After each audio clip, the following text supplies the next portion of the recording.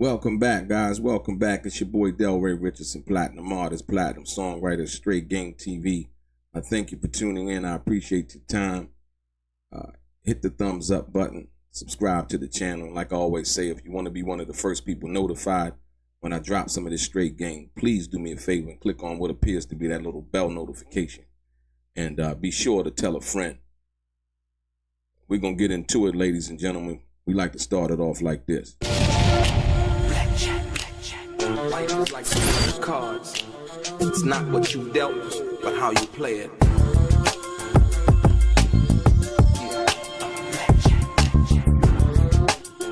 Play each situation correctly. I remember they used to laugh at a brother.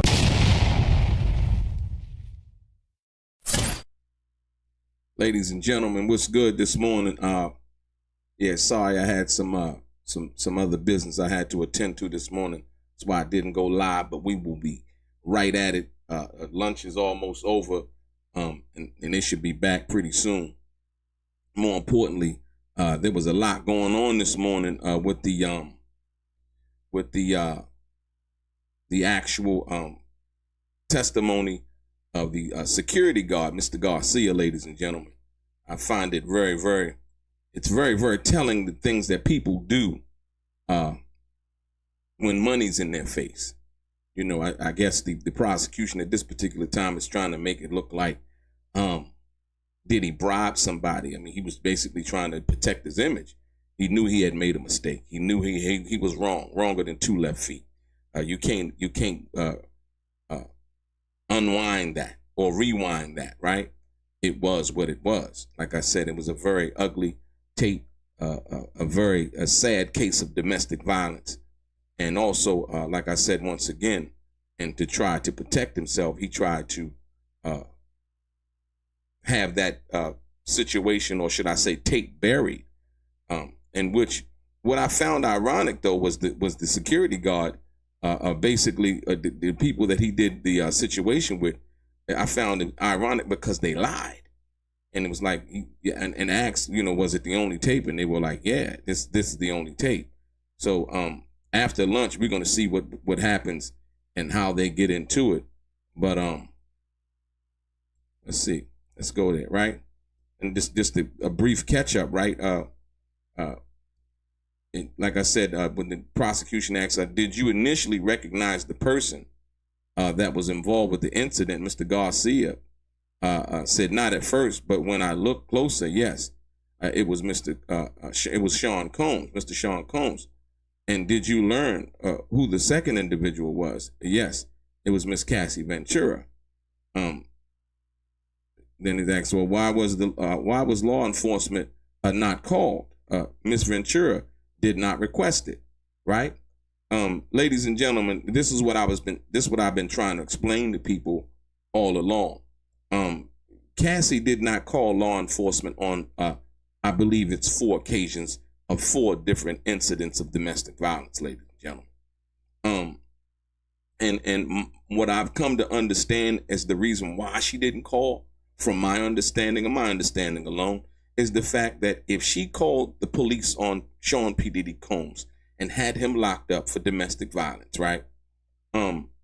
Clear cut, he would have been locked up. I don't know how far that would have gone in the legal system, or would there have been some kind of monetary settlement as he's done over the years, and being involved in certain situations that we've come to know.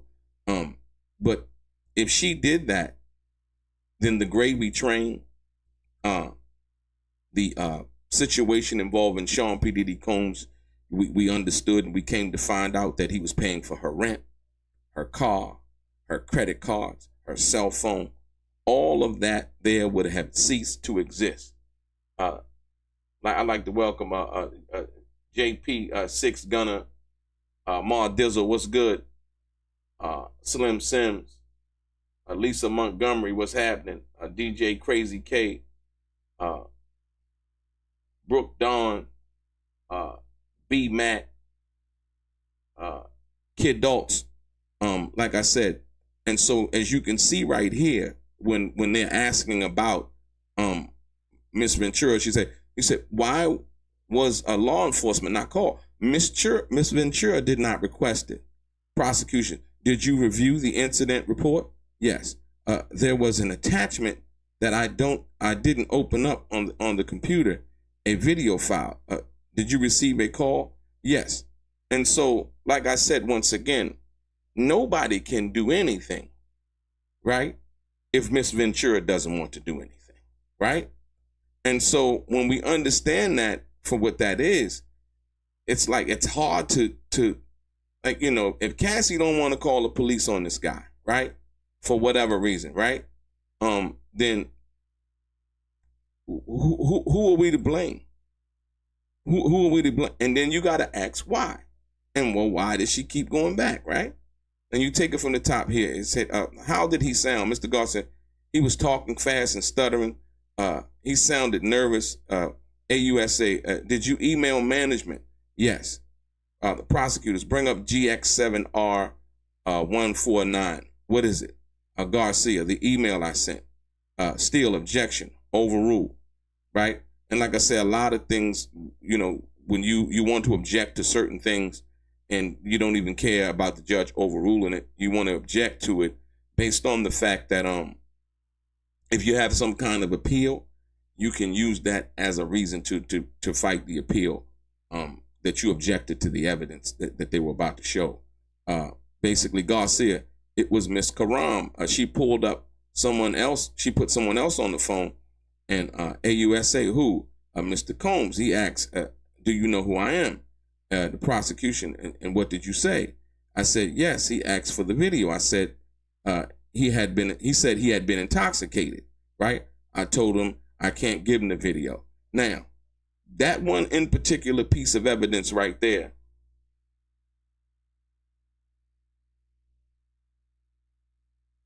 say, Linwood, DELRAY Richardson, do not be surprised if he's convicted on shady evidence from the federal prosecutors. They're looking for the smoking gun. Linwood, I appreciate the donation. Check this out. But there is no smoking gun. What this right here actually helps Diddy. Because once again, listen, on the second part, right, when she said Garcia says it was Miss Karam, she put someone else on the phone. The prosecutor said, who? Garcia would say, Mr. Combs. He asked, do you know who I am? The prosecutor said, what did you say? Mr. Garcia said, I said, yes. He asked for the video. He said he had been intoxicated. I told him I can't give him the video. Pause. Ladies and gentlemen, Mr. Garcia just testified that Diddy said he was intoxicated.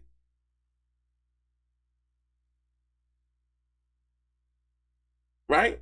You got to understand, he's saying that he was intoxicated when he did that, right?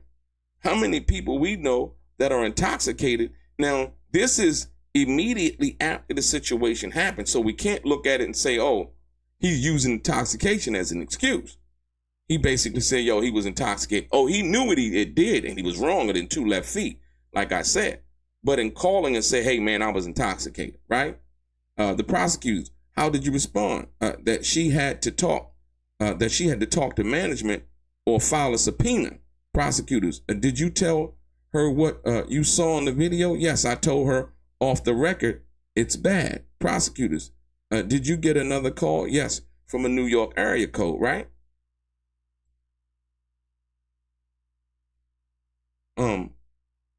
And so Miss Garcia, from top to bottom, Garcia, I didn't have access to the server. He told me he believed I could make it happen and he would take care of me.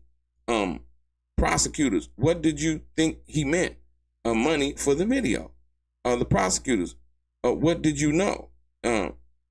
He said, what did you do? Reached out to my supervisor about it. Garcia, Miss Karam passed the phone to Mr. Combs again. What did he say? That I sounded like a good guy and that he could help. That something like this could ruin him, right? He wanted the video. He said that if I got it, it would, if it got out, it would ruin his career, right? He understands that. He's conscious of that situation, and effectively so. Even after he paid, you know, it still got out. You know what I mean? I think partly to Diddy's ego. You know what I mean? And believing that he was untouchable, that he could buy anybody, but he effectuated the situation and it happened, right? Email.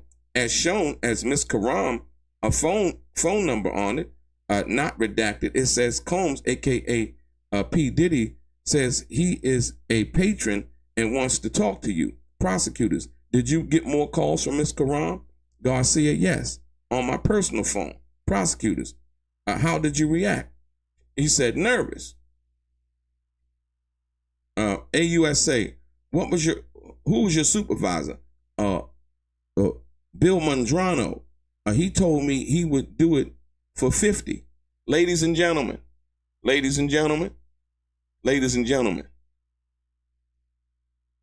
these people are complicit. Listen to me. I want you to understand.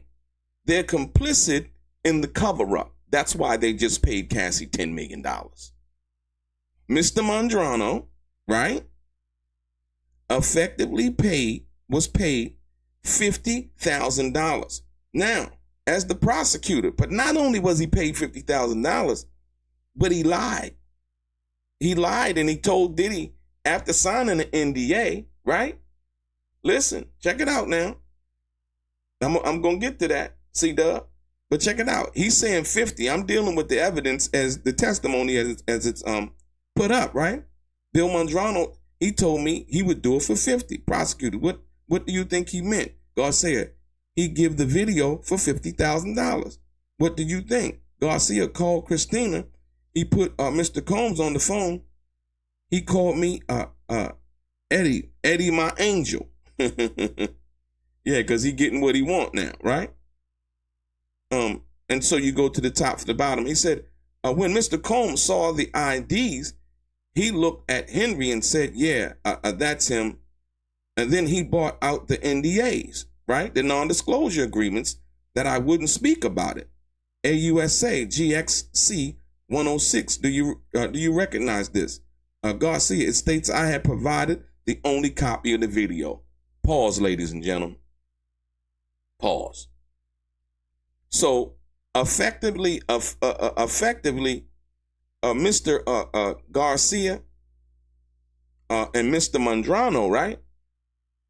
They lied. They basically lied. They told him it was the only copy of the video, and they lied. Right? Because evidently there was a copy of the video still on the hard drive or the server, if you will, right? And so by that being what that is, they effectively lied. I don't know who's doing the cross-examination on this, but this is going to be good. This is going to be good. This is going to be good. Basically asked, did you read it? No, I was nervous, right? Were you given a copy? No. AUSA and the NDA, what were the liquidated damages? $1 million. Hold on. If you didn't read it, how in the hell you know what the damages were? See, once again, another lie. These people, man, these people are trip, man. These people are trip, boy. That money, boy, get a motherfucker to do strange things, man. My God. My God. My God. Right? At USA, were you aware of him supporting other people? Ferguson, yes, from his personal earnings, right?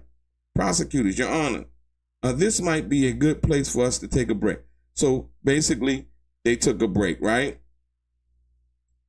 Ladies and gentlemen, I want you to understand something.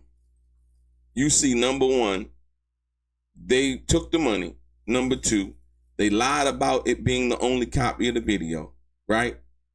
The situation comes about, CNN ends up with the video. The video comes out just before Diddy is arrested and his house is raided and all of these other things, right? To get the public desensitized to any kind of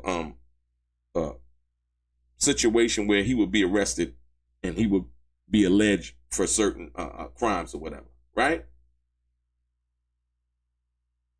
Right.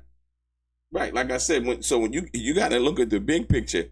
the fact that he paid for it or was willing to, try to protect his image, he said he was intoxicated. Are only certain people allowed to fuck up? Or because people might hate who he is or hate that he's been successful, all of those things, do they look at it differently, right? You know what I mean? Like I said, I have, my thoughts and theories about, him being involved with the Tupac and the Keefe D story and all of those things, right? But it doesn't affect the way that I look at things from that perspective and dealing with it. Well, you hate because it hasn't really been proven. It's said. Do I believe it? You know what I mean? It's plausible. Yeah, absolutely. Based on what was going on back in 1996 and at those particular times, right? But when we look at this situation, from that perspective, it's clear. He was trying to cover it up. He was trying to protect his image. Like he said, if it got out, it could destroy him. You know what I mean? But he should have thought about that shit before he even did it. I mean, on a side note, you know what I mean? He should have thought about all of that before he committed what he did. Like I said, it was uncalled for. He's supposed to be Diddy that run the city. You know what I mean? And he wasn't running nothing. He was an insecure, a little spoiled little boy who, when he didn't get what he wanted, right? He want to take his ball, go home, or he want to fight and try to beat up the girl because she wanted, and do all of those things. All of those things are true, and two things can be true at the same time. Yeah, absolutely. The video, Cassie made the video public. When she told, listen to me, when she told her civil lawyer, you got to understand the lawyers that Cassie had got was from a major league law firm, right? And so once they got wind of it, you better believe that they went over there and they put pressure on the Intercontinental.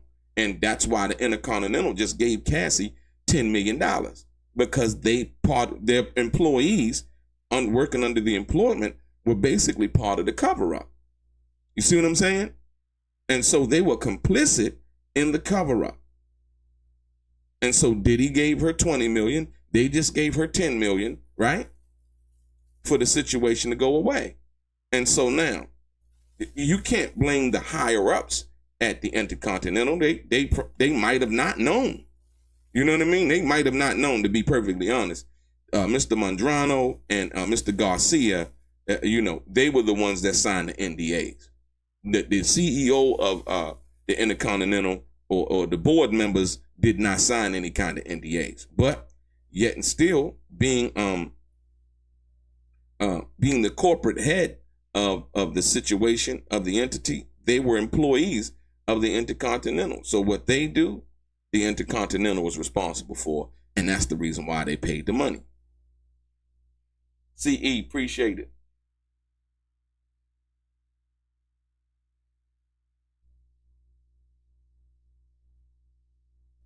Black and Brown, Ann and Lee, welcome back. Lola Grace, Rap Tales, what's good? C-Dub, what's good? Kai Hype, what's good? Yeah, like I said before, so when we understand that for what that is, it's simply that. You know what I mean? Yeah. But they lied about that being the only tape though. You know what I mean? That they gave to Diddy. So, yeah. It's actually sad, man. It's actually sad.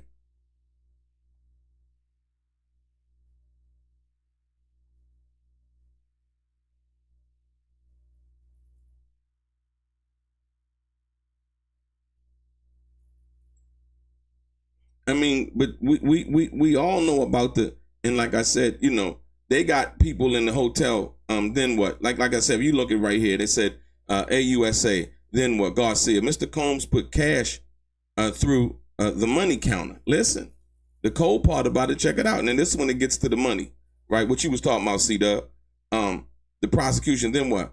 Garcia. Mr. Combs put cash through a money counter, and there was stacks of tens of thousands at a time. The machine displayed at the end $100,000. Prosecutor. Why the additional $50,000? Garcia. For me and what he thought was Israel Flores. Okay, now. So dude, he didn't He didn't even look, man. Look, man. This shit is they all belong in jail, right? They all belong in jail. Think about it. So he said for me, and what he thought was Israel Flores Garcia. When Mr. Combs saw the IDs, he looked at Henry and said, "Yes, yeah, that's him." Right? Then he bought in the NDAs. So gave up $100,000. He said, "No, he didn't read the what's the name? Did you get a copy? No. And the NDA, what were the liquidated damages? $1 million. How the hell he know it was the liquidated damages were $1 million if he didn't read it? It's a lot of lying, boy. Phew. God. You know?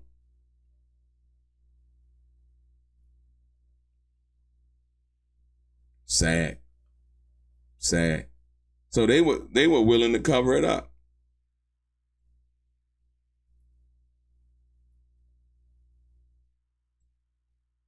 And like I said, once again, this doesn't fit under any kind of RICO. What's the name? This doesn't fit under I know what they're trying to do. They're trying to say, well, he bribed it. No, wasn't no bribery. No, it wasn't no bribery. And you know why it wasn't a bribery? Because they signed NDAs. Now, if they didn't sign NDAs and they took money, then it's bribery. Like, if a politician gets bribed by a company, usually there's money that exchanges hands, but there's no formal document that basically reads that this was a transaction based on something, right? So that wouldn't be bribery. It wouldn't be bribery. They made a decision to do something that at the time to sell something that I guess would say didn't even belong to them, because at that particular time it was property of the Intercontinental Hotel, but it's not bribery. No, because they signed NDAs. So it was an upfront situation. The deal was on the table. Yeah, everything was on the table. Everything was up front. So yeah, that's the part that I don't think most people understand.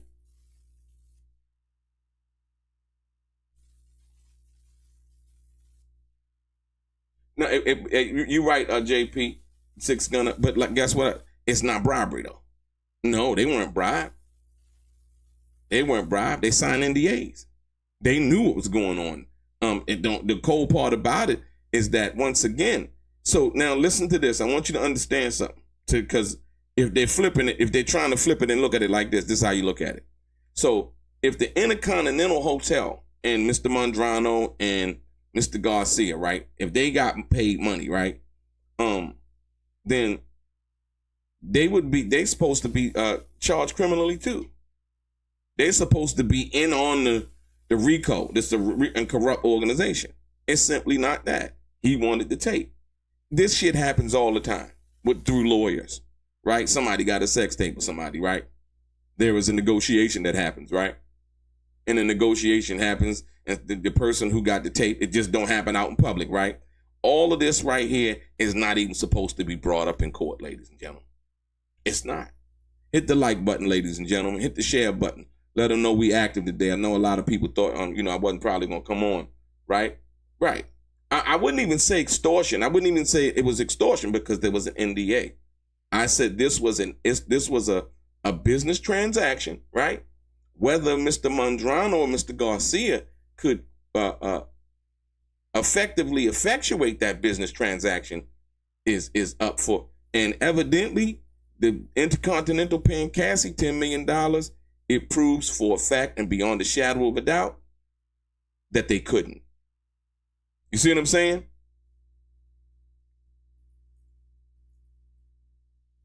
C-Dub, like I said, I wouldn't say that. He crushed Mia on the stand for the time that she was there. Once again, and so much so that the news organizations could not help. The major news organizations could not help but come out and say some of the things that she was saying. This is not what that is. It's not bribery. And so them trying to characterize it as that, you don't sign an NDA when you bribe somebody.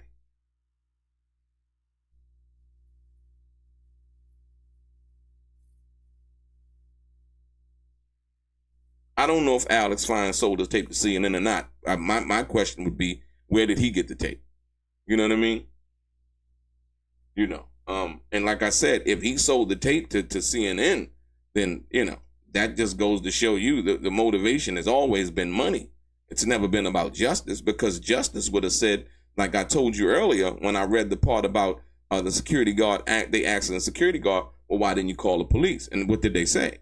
They said, because Miss Ventura didn't request it, right? Hold on. For the newcomers and the people who might have just came in, and then 2 days later, Cassie was back with Diddy, and they went to a movie premiere. I mean, if the person who's being abused does not want to do anything about it, what can anybody else do?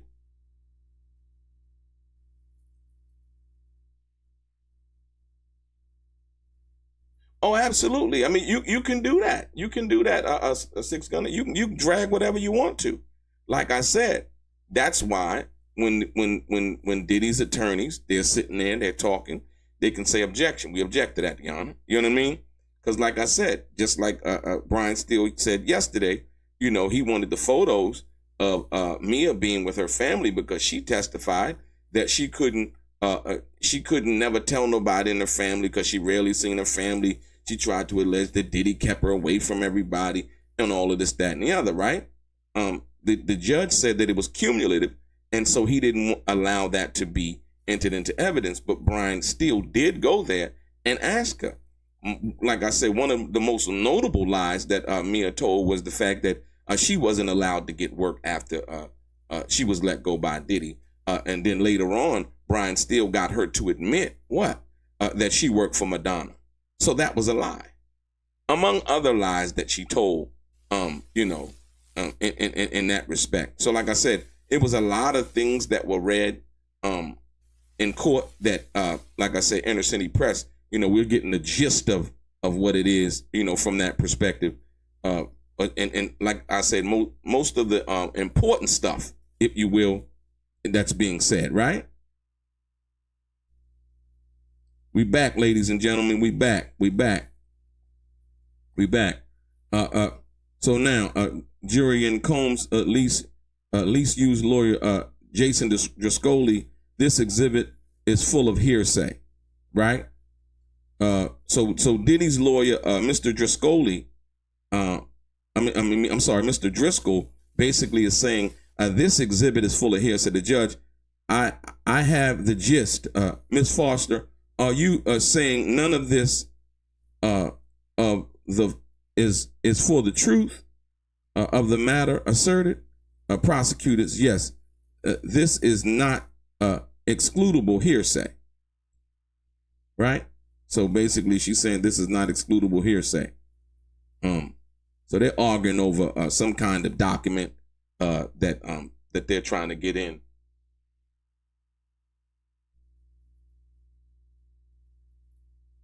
There's nothing going to happen to the guys who signed the NDA. They're not going to have to give none of that money back. That money gone. That money been gone 3 times over, right? Poe the Great, thank you. Hit the like button, hit the share button, ladies and gentlemen. Let them know we here. Like I said, sometimes YouTube, what I've come to understand, they don't send out notifications, man. You know what I mean? But it's okay. Like I said, for the people who looking, I appreciate you. Poe the Great, Classy is in the building. Gerald Piper's Black and Brown, Missing Voices. Ann and Lee, C-Dub. I mean, I wouldn't even say free money. When you think about it at the end of the day, check this out. If you didn't do, like I said, if they didn't do nothing with the money, what does it matter? You know what I mean?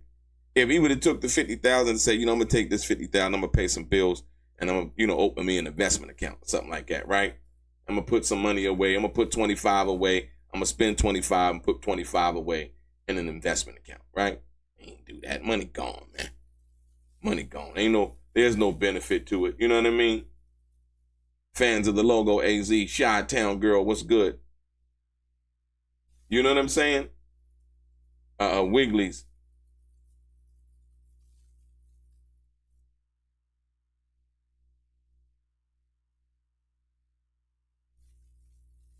Yeah, absolutely. Absolutely. Six Gunner. And so like I said, once again, when we talking about you know, making good. You know, that $100,000 was nothing to Diddy, man. He gave Cassie $20 million. 100,000. Chump change. You know what I'm saying? To them, they felt like, man, I'm gonna get this money and, you know, blase blah. And so this is where we are right now.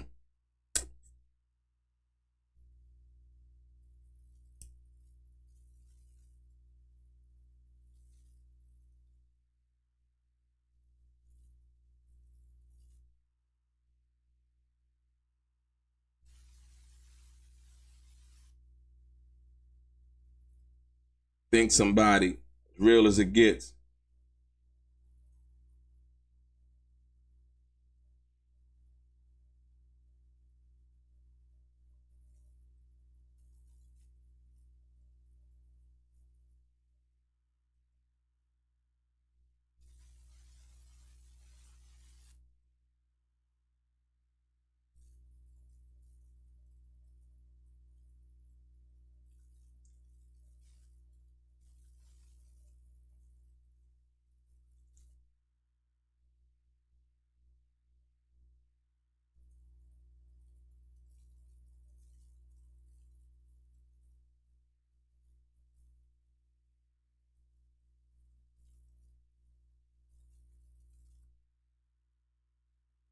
Right. Yeah, but like I said, the Intercontinental, did they go belly up, bought by somebody? There's a holding company, parent company. They might not own that no more, but they might have other investments, right?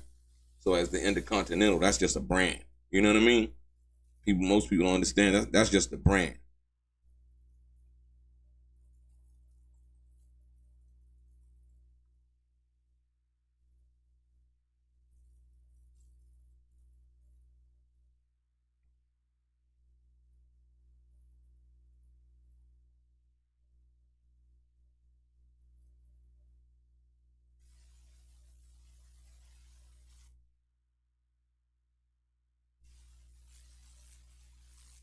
Hit the like button, ladies and gentlemen. Hit the share button. I appreciate you.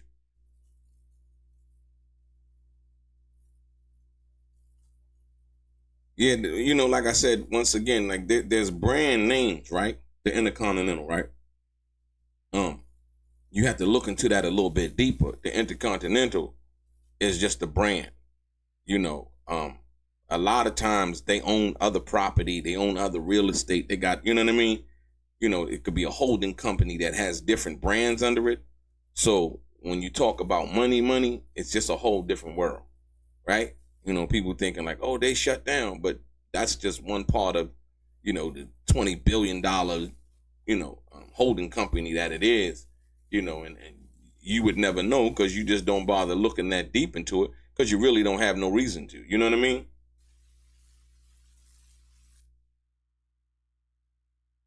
Right. Yeah, it's just a brand name. So the fact that they closed down don't mean that they broke or that the company that used to operate that brand don't have no money no more.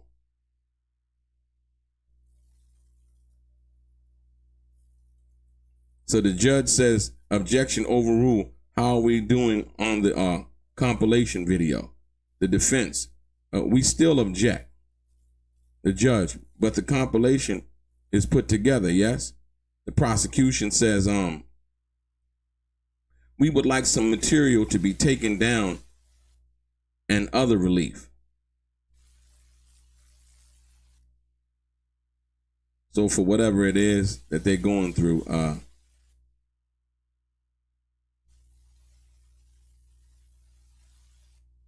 I guess they're still arguing.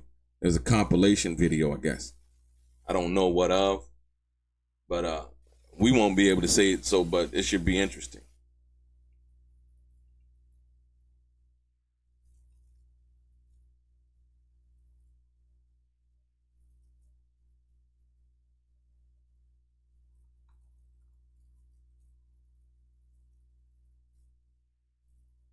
Yeah, Michael Gage. We all know that. Thank you for reminding us. We appreciate you.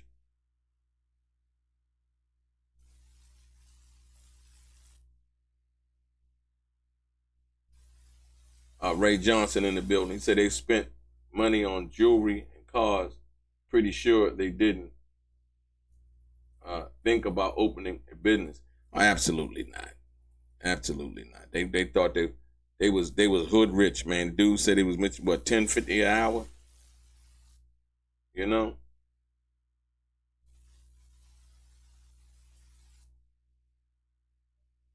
I mean, they can bring. Look, like I said, hey, C-Dub, they can bring out the dude. You talking about the dude that got caught at the airport with Diddy when they was about to fly away for his daughter's birthday? He can't listen. If somebody could come out, and you know the cold part about that, somebody could come out and be like, "Yeah, I was buying drugs for him. Yeah, I was." No, you was carrying drugs. Them was your drugs. They got caught in your possession. Now the drugs caught in Diddy's house. You know what I mean? If that's what they looking for, then yeah, that would be something that he'd be guilty of. But you can't. You know what I mean? Like, yo, y'all caught him with it. Okay. Oh, well, the government gave you a deal so that you could say that they was his. You know, that's the thing about, this whole craziness about, what goes on from that perspective. No, the biggest mistake Diddy made was putting his hands on Cassie, not being with her. Right. That was some weak shit that he did. Like I said, at the end of the day, I think most people get it fucked up. They think that I'm trying to defend Diddy in some kind of way, shape, or form, right? That's simply not it. At the end of the day, it is what it is. And, when we talk about this situation, you can't defend the indefensible, even though some people try to, right? You got a lot of people that try to defend the indefensible, right? That's not why we're here. We're here to look at it for what it is, right? And see it for what it is. That's simply it.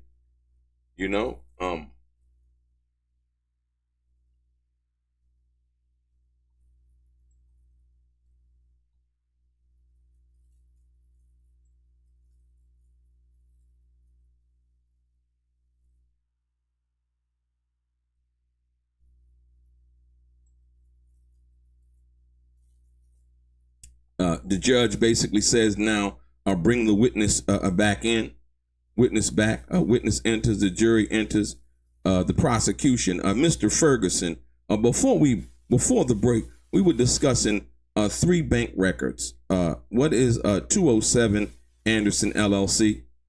Ferguson. Mr. Combs' property in Alpine, New Jersey. Right. USA. What is the mailing address? 1710 Broadway.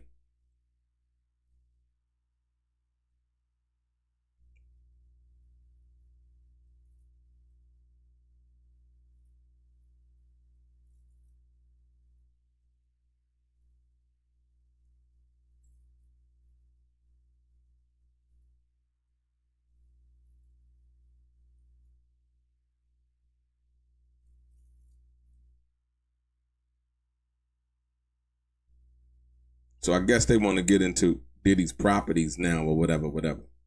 Like I said, we'll see what happens. I don't even think they're probably gonna get into cross-examination today. The jury seen how long Brian Steele took with Mia. They like, you know what? We need to gain some traction, gain some ground, right? So we're gonna see how it plays out.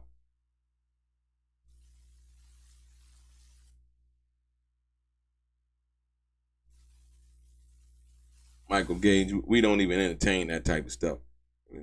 Cassie got immunity, ain't locking her up. Diddy and Cassie was a couple. They weren't snakes. The fact that we being exposed to their sex life and what went on in their private life is crazy.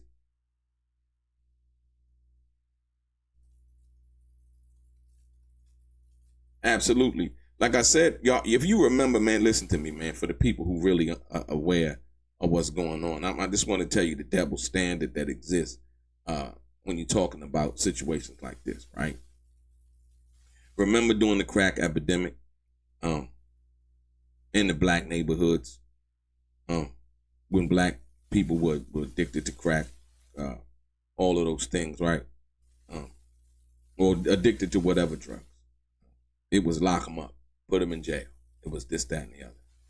And, you know, we've recently jumped into this opioid fentanyl crisis and things like that, right? And it started affecting suburbia, you know, white households and things like that. All of a sudden, we have an epidemic. And they need treatment and they need help. You know what I mean? And so when you understand that, you're going to understand how things are looked at. So certain people are given certain breaks and certain benefits and how things are looked at and how they're judged. And then other people are simply not. And it's been that way since the inception of the United States of America.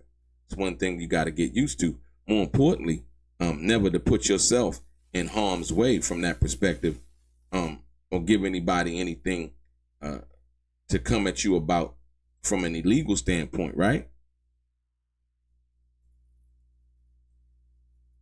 So, like I said, once again, but, you know, that takes learning, you know what I mean? And so when you say lock Cassie up and Diddy up, right?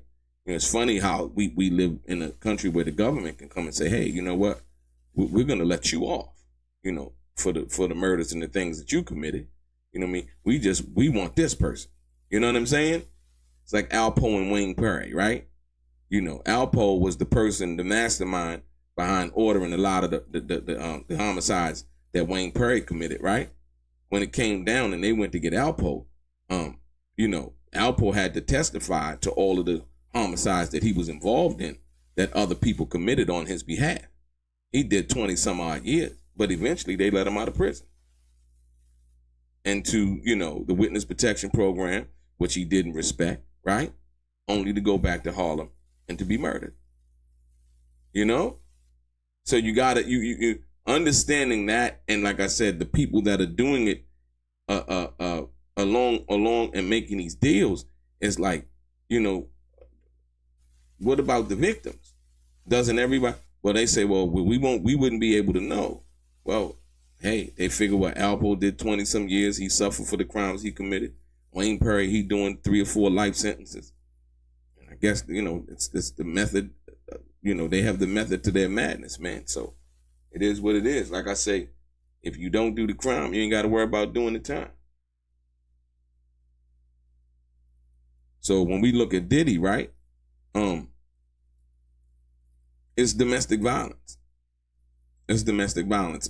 Everything that happened involved that tape does not symbolize no criminal organization, man. He was trying to buy the tape, and we understand it because it happens every day, involving lawyers, if you will, right?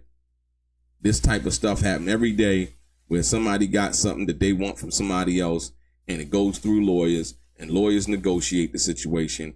And when the lawyers negotiate the situation, they go ahead and they handle the business accordingly, right? Get people to sign off on NDAs and all of this other stuff. It's just as simple as that. So, like I said, I'm not surprised, you know, but like I said, to try to make it seem like, you know, it's some kind of big ass conspiracy. Nah, he got caught on tape doing some shit he shouldn't have did. He thought that he was buying the tape. The people that he thought he was buying the tape for lied to him, you know, got him over on them for his money, only for the tape to come out some years later, based on the fact that Cassie filed a civil lawsuit and then told her lawyers about what happened and told her lawyers that he paid. How you think they found out about Diddy paying these people for the tape? Cassie told them, right? Why? Why did she tell them? Why? Y'all got to understand the real reason why all of this happened. Cassie was home, ladies and gentlemen. When she married her husband, she moved back home to her mama's house.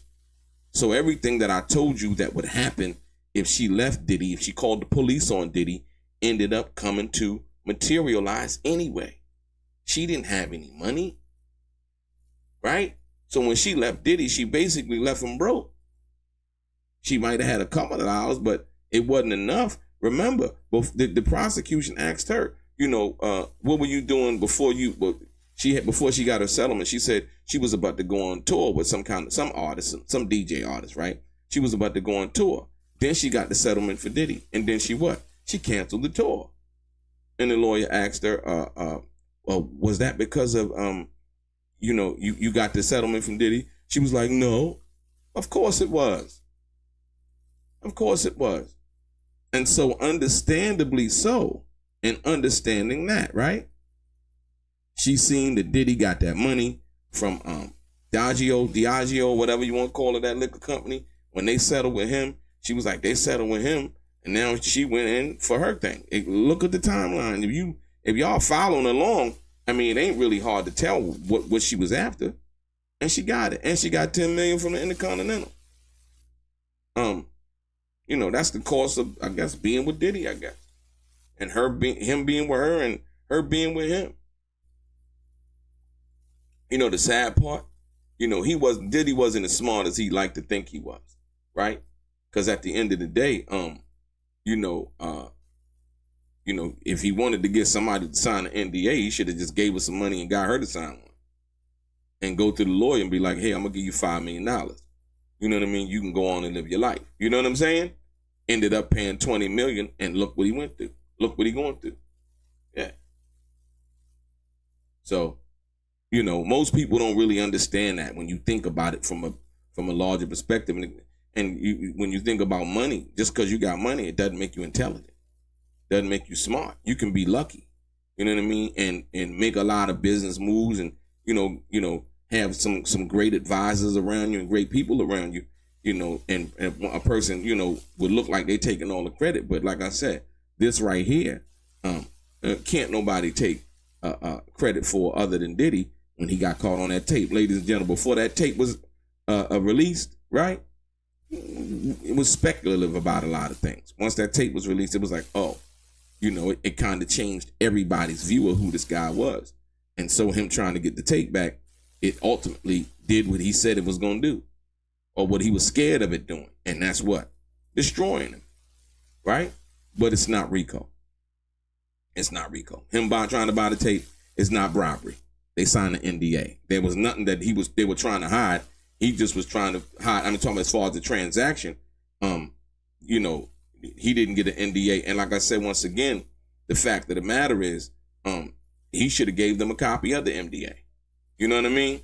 Because if he would have gave them a copy of the NDA, you know what I mean? Maybe they would have tried to destroy or take the hard drive that video was actually on, because they knew that they would be on the hook for $1 million.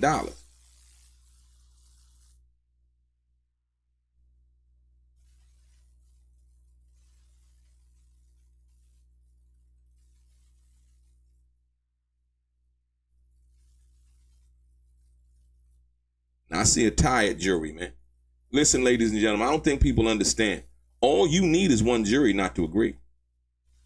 All you need is one jury not to agree. Right? And the cold part about it is, now Diddy will make bail. He will be eligible for bail. The prosecution, here we are, y'all, ladies and gentlemen. What are the intended transfers? Internal transfers. Ferguson, $190,000, $575,000, and $100,000 in December of 2011. Prosecutors who decided whether to initiate the initial transfers. Usually the comptroller. Prosecutors. Do you remember these? Ferguson, no. So they're talking about bank transactions, I guess, for whatever that is.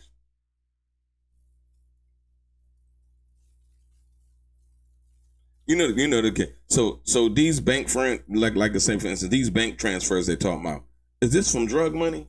Is this from illegal money obtained? You know what I mean? I'm trying to figure it out, man.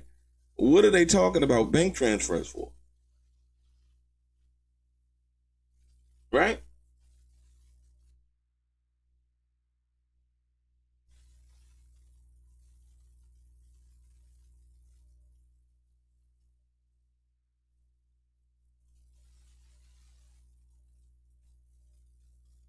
Well, it doesn't matter if they indict him again. Upon any kind of any kind of, let's say, if it's a hung jury, right? The defense can immediately request that Mr. Combs is let out on bail. Like, hold on, we just went through this. You know what I mean? You know, they talked about all of this danger and all of this other stuff that was going on. Like I said, you know, my client just went through this. He deserves to be out on bail. You know what I'm saying? You know, and like I said, it's like, you know, well, Mr. Combs' violent nature or whatever, like I said, can work for you and work against you. Everybody's not held to the same standard. And like I said, let's not forget the Trump card. Donald Trump preferably pardoning Diddy, man. Like I said, you can see what's going on. You can see it's like, and once you understand and somebody explains it to you, like these bank transactions, what does this have to do with RICO? Racketeering, look up the mob. Racketeering and corrupt organization, money laundering, all of these other things. It's simply not here. We know what Diddy made his money at.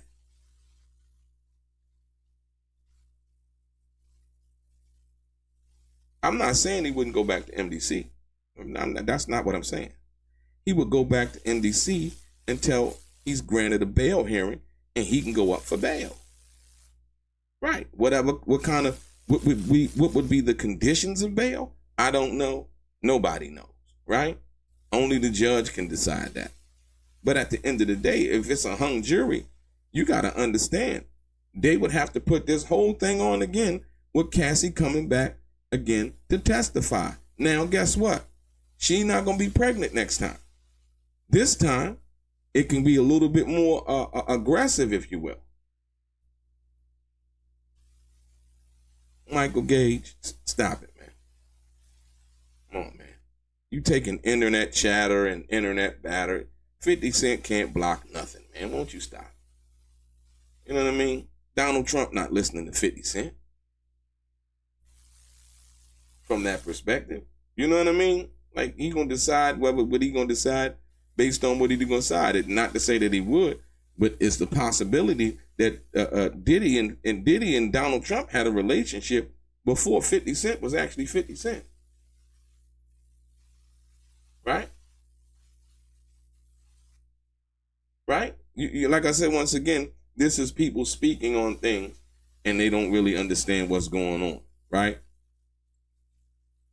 He done took some internet chatter and came and brought it into the chat. 50 Cent gonna block it. Come on, man, stop. Prosecutors, when did you leave the CFO position? Ferguson, the end of 2012.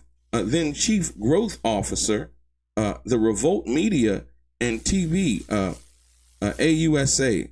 After they left, how often did you communicate with Mr. Combs, Ferguson? He texted me in 2024. I don't remember the day. Let me show you. So I guess I didn't see any kind of cross involving Mr. Garcia and Mr. Garcia. They didn't even. If Mr. Ferguson's on the stand, they didn't even bother to cross-examine Mr. Garcia. That's how worthless they felt that was. That was with an NDA. You can't, right? You can't, like I said, once again, Diddy's lawyers know you can't charge a person with bribery if there's an NDA that the person signed. That's not a bribe. A bribe is something that's made under the table. This was above the table for this amount of money. You gonna sign this? You gonna sign an NDA? You gonna give me what you said you gonna give me? And not only that, but they lied about it.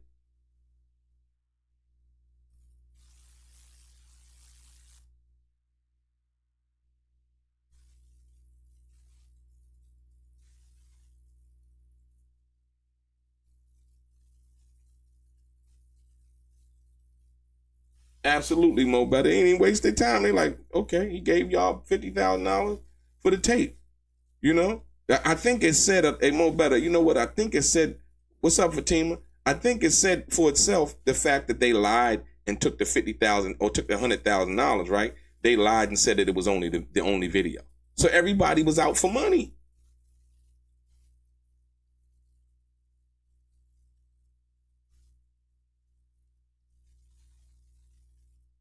We don't even know, Wigglies, we don't even know if they're going to even do a cross on Ferguson. He's talking about bank accounts, right? What has Ferguson said that has been, that indicates any kind of RICO or racketeering and corrupt organization? He left in the end of 2012. Then Chief Growth Officer, the Revolt Media and what's the name? AUSA. After you left, how often did you communicate with Mr. Combs?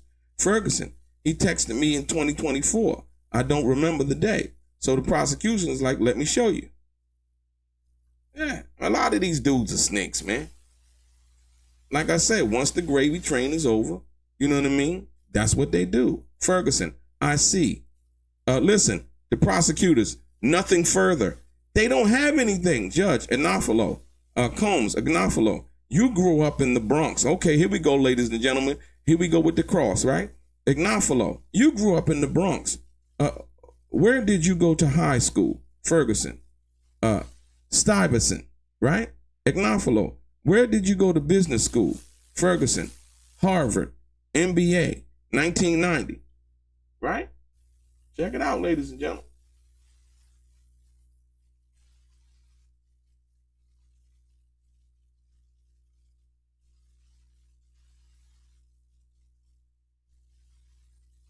Check it out now.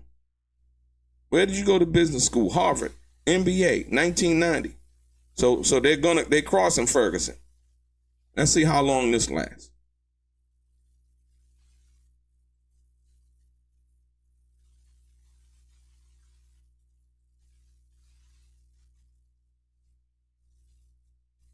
Rebound from what? What did Ferguson say? Wigglies? What did he say?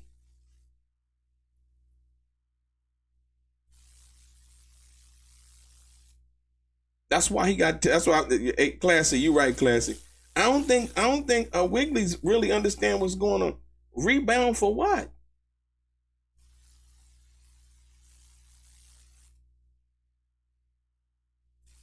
No. But I'm saying I want somebody.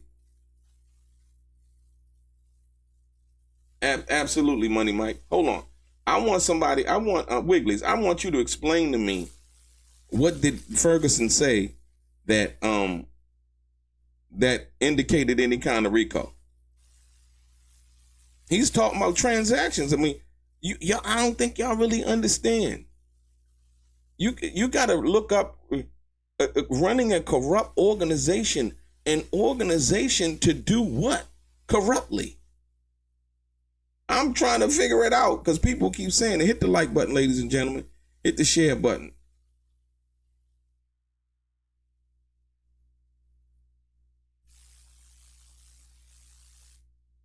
It wasn't criminal. There were no criminal charges filed. There were no criminal. What was criminal? There were no criminal charges filed. Right? So explain to me what was criminal, ladies and gentlemen. I'm trying to. That's what I'm trying. What was criminal? That wasn't criminal. If lawyers do that, listen to me, ladies and gentlemen. Somebody got a sex tape of you with some other woman other than your wife, and they say, "Yo, we gonna put this out if you don't pay us X amount of dollars," right? This wasn't the situation. This was a situation where Diddy knows that he was on camera, right? He called to the hotel and basically asking them, "Hey, Agnafalo, ladies and gentlemen, check it out. Here you go, Agnafalo, Agnafalo." Then BMG group, Ferguson. Oh, let me see. Yeah, Harvard. He said, Combs, Agnafalo, then BMG group, Ferguson. Yes. They own over 100 music labels worldwide. Listen, ladies and gentlemen, this is when you got brilliant attorneys, man. Listen. Ferguson, yes. They own 100 music labels worldwide. They own Arista, 50% of Bad Boy Records at a certain period in time. Agnafalo. Could Mr. Combs then do whatever he wanted? Ferguson, no. there were Arista agreements. Listen, ladies and gentlemen, for the people who don't know and understand what's going on, listen.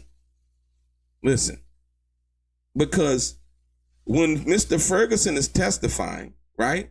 Remember, they're trying to say that Diddy didn't let Cassie go and do what she wanted, whatever. What Mr. Ferguson just testified to, ladies and gentlemen, Ignafalo, then BMG Music Group, right? Where Mr. Ignafalo worked, I guess. Ferguson, yes. They own over 100 music labels worldwide. They own Arista, 50% of Bad Boy, ladies. Arista owned 50% of Bad Boy Records at a certain period in time. Ignafalo, could Mr. Combs then do whatever he wanted? Ferguson, no. There were Arista agreements.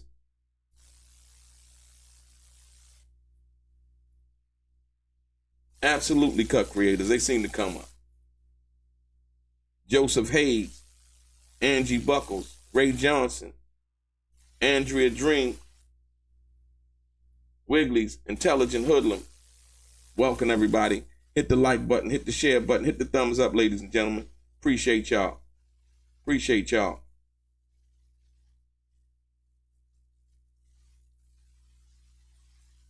Which ex-bodyguard?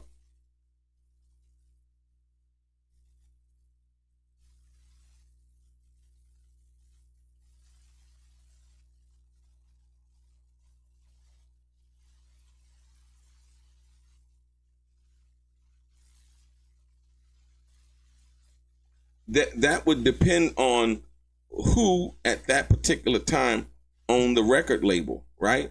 And who and you know the ownership from that perspective. That's what that would depend on as far as the expenditures of Black and Brown Missing Voices. It would all depend on who owned the record label. Like I said, at one time, they're basically saying that Arista owned 50% of Bad Boy. Was it at that time? You see what I'm saying?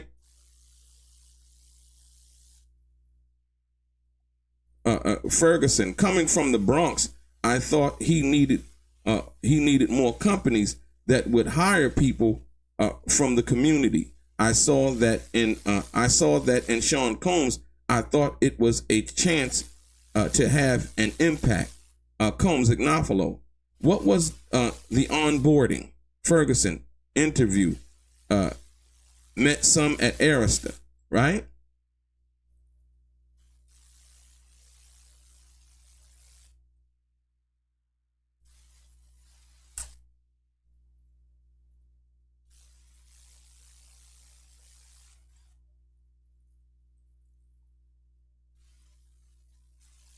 P-Funk, what's good?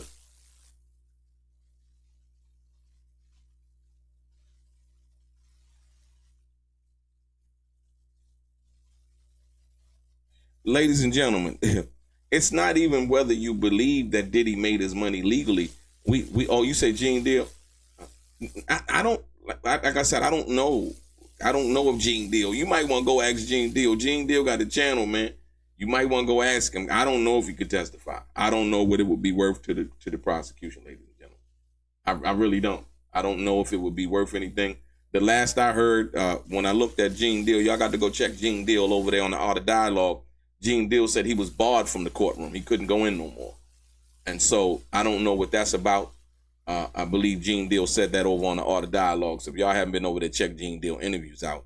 Y'all might want to go over there and check it out. But like I said, I don't know what Gene Deal could offer in this situation. Only Gene Deal knows that.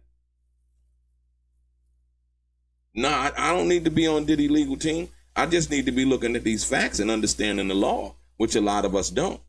Like I said, they say you can bend it, but don't break it. You know? Yeah, you've been over there watching Tisa Tells. Yeah, Tisa got a whole bunch of shit with her. She be trying to just say stuff and like I say, okay, honey,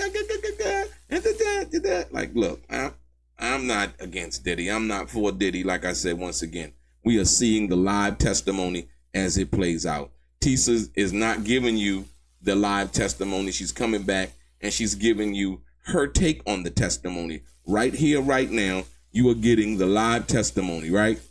From the court as it's going on, ladies and gentlemen. Here it is. Ferguson, I met Benny Medina, some others, Combs, Ignafalo. So you didn't just meet Mr. Combs. and get the job? Ferguson, no. Agnofalo, how did Bad Boy change from 1999 to 2012? Mr. Agnofalo is going to show you how the money was made, that Diddy made the money. They're going to lay out how the fortune was made, ladies and gentlemen. Right? You got to, they're basically saying, so where would this money come from? Listen, Agnofalo, how did Bad Boy change from 1999 into 2012? Ferguson, it added other businesses. Records were getting competitive, right? So he opened up other businesses. He chose to invest his money in other ventures, right? Check it out. To invest the record money in other ventures.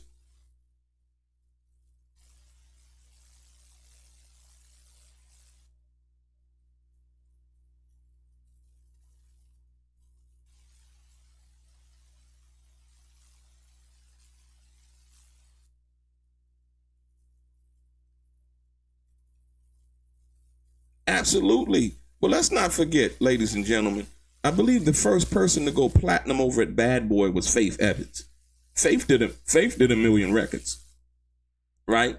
You had Total, you had the Locks, you had Diddy, what was that?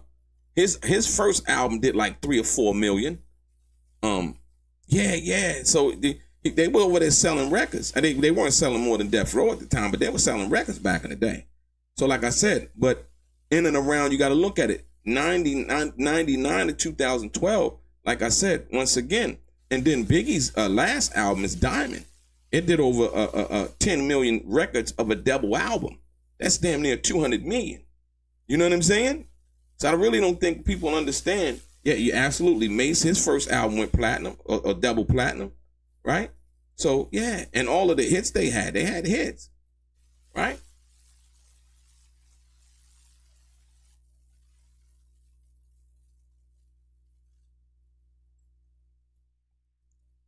When you say they say another alleged victim, got to put that alleged on there. There's an alleged victim, right?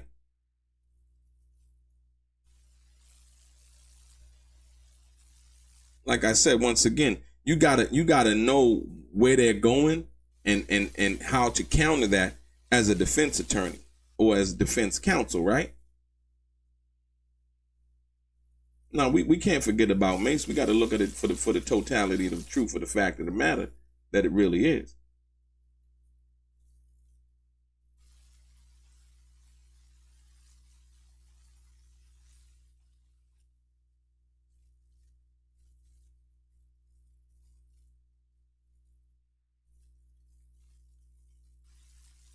Yeah, I mean, like I said, people can like who they want, Brian. I mean, at the end of the day, I really don't care, man. That doesn't really matter to me. You know what I mean? I'm just giving the gavel to gavel. You can count on that, like I said, for all intents and purposes and what we know and understand, right? We're gonna come with that straight game. That's all we're gonna do. That's all we're gonna do. Like I said. Derek Ferguson is the former head of the finance department for Combs Enterprise, is now testifying. Ferguson worked for Sean Diddy Combs from 1998 to 2017. He testified. Ferguson confirmed he's testifying because he was subpoenaed. So they basically subpoenaed him. I don't know. I don't think Ferguson got no kind of deal or nothing like that.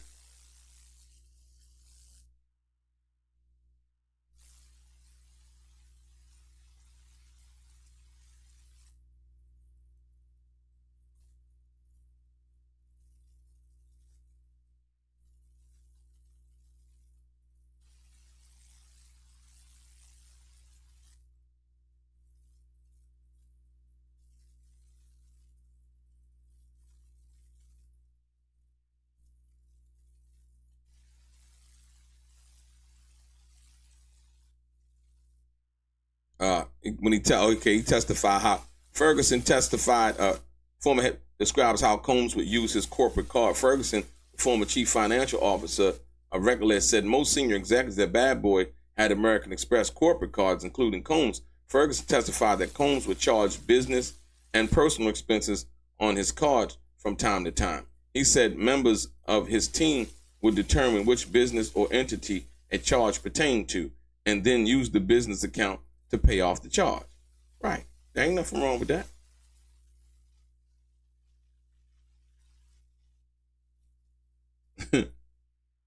Yeah, like I said, that's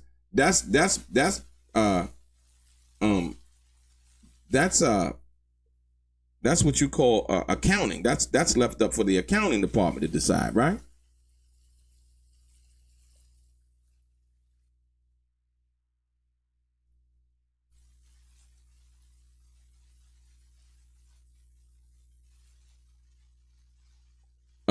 Here we go right here. Combs, Ignophilo. Do you remember Notorious LLC?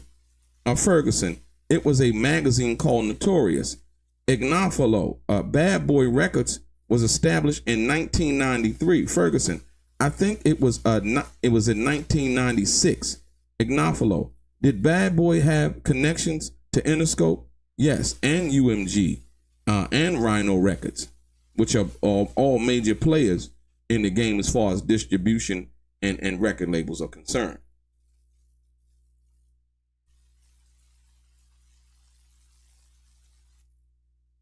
Former CFO also says paying performers in cash was a common practice in his early years of working for Combs. Derek Ferguson, the former chief financial officer, said Sean P. Diddy Combs testified that cash payments were an industry norm 20 years ago. He said it was not uncommon, especially during his early years working for Combs, that performers would be paid in cash, and a performance manager at times bring cash to the finance department to be processed. Absolutely, none of that's illegal.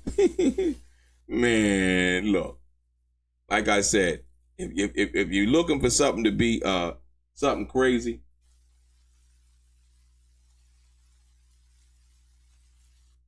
yeah, Tisa tells us something, man. Yeah, Tisa over there, like I said. But a lot of people like the gossip, man. They like the person. Oh my God, let me tell you what Diddy did today in court. Let me tell you what, oh my God, y'all not gonna believe this.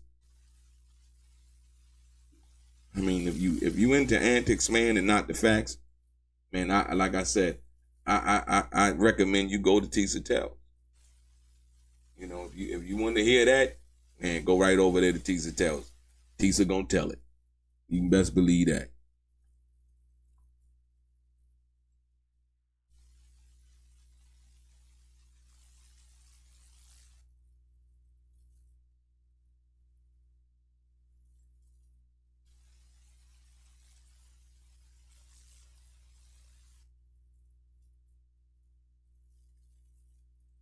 They be right here. Like I said, sometimes the negative train,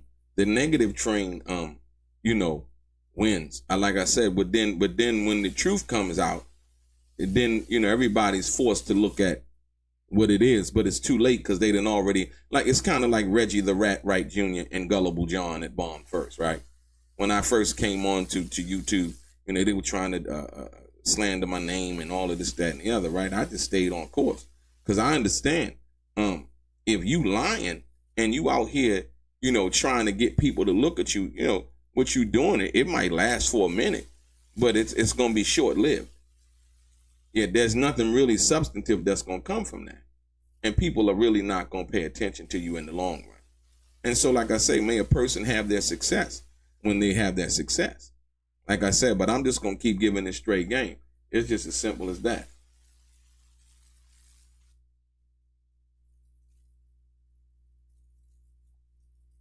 But like I said, a lot of people love the negative BS. It's more, I guess, I don't know if it does something to their soul. It does them, you know, makes them feel better about themselves to see somebody successful or what they view as successful fail from that perspective. But like I said, you know, Tisa Tells is there, I believe, every day in the courtroom, right? But we see her not reporting anything live from the actual testimony. But let me take my notes. You know what I mean? And so if someone is taking notes, right, instead of giving you the actual testimony. That is not the truth. That is their version.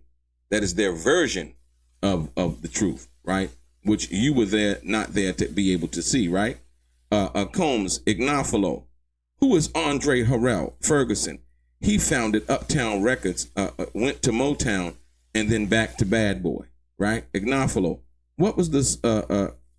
What was the spirits business called? Ferguson. Eventually, it was called Combs Wine and Spirits. I was involved in the start of Diagio. He said I was involved in the start with Diagio.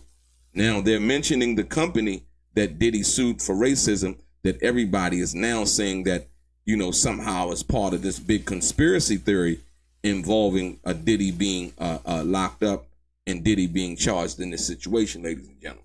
So that company was just Diagio was just mentioned, ladies and gentlemen, which is very important.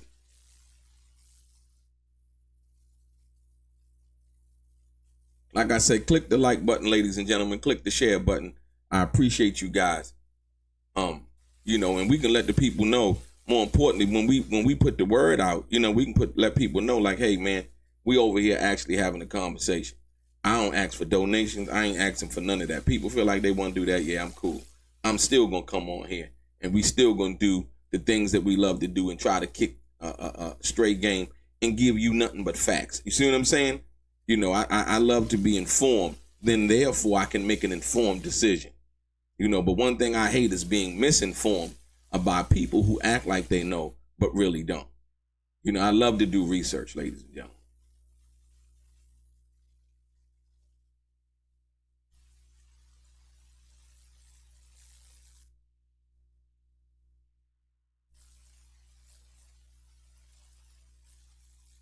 I don't know, Iceman. Like I said, once again, I'm trying to figure out where Mr. Ignafalo is going, right? And I think, you know, he might be going somewhere with this. We're going to see about it. You see what I'm saying? It's different when you're getting it gavel to gavel, right? Then you know what time it is, right? Here we go, look. Ignafalo, what issues arose with Diagio? Uh-oh, here we go. Ladies and gentlemen, the prosecution just objected. The prosecution just objected to that question, ladies and gentlemen. Why is that? Y'all ain't paying attention. Y'all talking about stuff that don't matter. I'm saying, listen, ladies and gentlemen, Combs Ignafalo, what issues arose with Diagio? Did somebody make a call and have Mr. Combs arrested? Did somebody powerful make a call to somebody else powerful because they had, I don't know if Diageo is traded under any kind of a ticker symbol? Y'all ain't listening. Look. Combs Ignafalo, what were the issues with Diageo? The United States government just objection, right? Ignafalo, were there differences about how to market? Ferguson, there were always differences of opinion. We had conversations. How do we drive it more? Was the brand everywhere like competitors? This is what Diddy was talking about. Y'all ain't listening. Come on, man. Get the like buttons up. Get the share buttons up. You know, if we want to really, like, get somewhere where we can have something and be like, okay, cool. This is what we talking about. And they settled, right? And they settled. Listen, ladies and gentlemen, listen. Hold on. Now, why would the prosecution object? Why would they object to a question like that? They should be wanting to get to the bottom of it. Come on, ladies and gentlemen.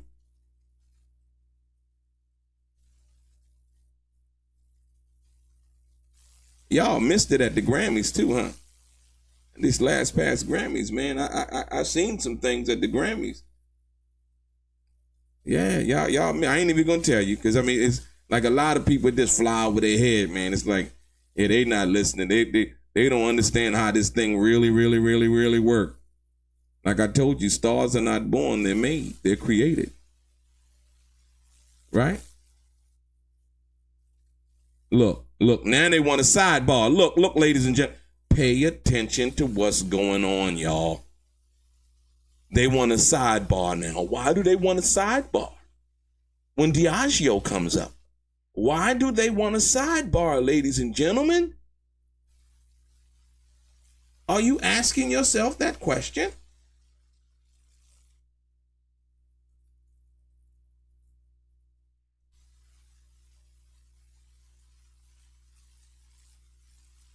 Ladies and gentlemen, Diddy knows things that we don't know about Mr. Ferguson and what Mr. Ferguson knows that we don't know.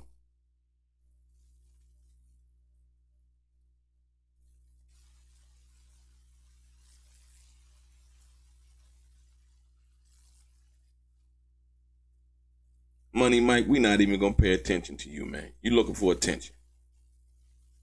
Make me think you ain't got no money, Mike. You got a name like Money Mike. And you talking like that? Fatima, what's good?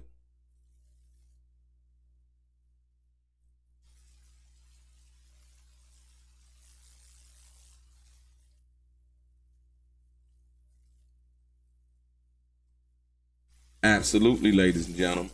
You on to a Charlie Hustle vision.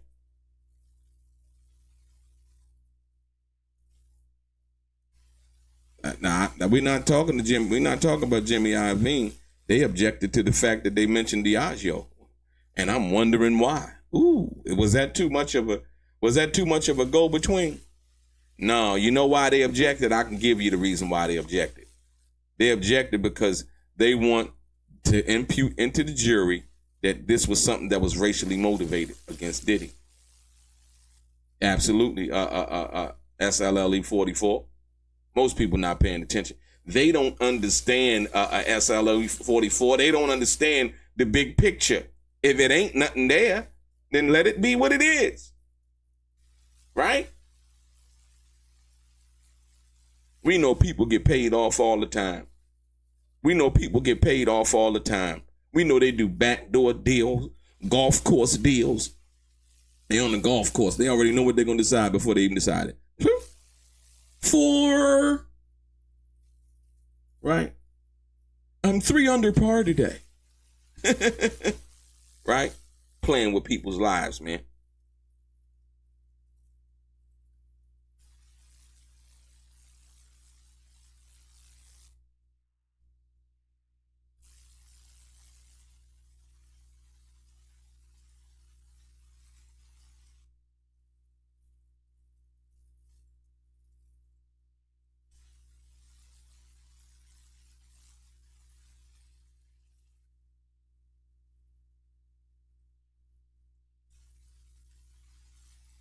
There we go. They do the side. You gotta notice. I mean, every day we sitting here watching, dude. You gotta notice every day we sitting here watching them doing when something happens that the defense doesn't want to be let out. They keep talking about sidebar. Like, hold on. What do you mean? Why do you keep calling sidebar? This should be a lot of this information. Like I said, if you have not subscribed to the channel, ladies and gentlemen, please do. Like I said, once again, why do you mentioned like this company's name, and he's basically saying, hey, you see it right there. What issues arose with Diagio? And the prosecution was a big objection. What do you mean?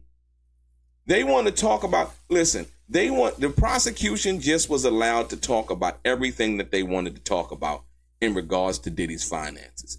They're talking about companies, bad boys, LLCs that were created, investments and further investments in other companies and things of that nature, right? Okay, so we're talking about business. We're talking about companies, right? So why when they mentioned Diagio, why did it was so quick to object, right? I'm gonna look for some more context on this. They say charting out the trail of money. Most of Ferguson's early testimony has been procedural.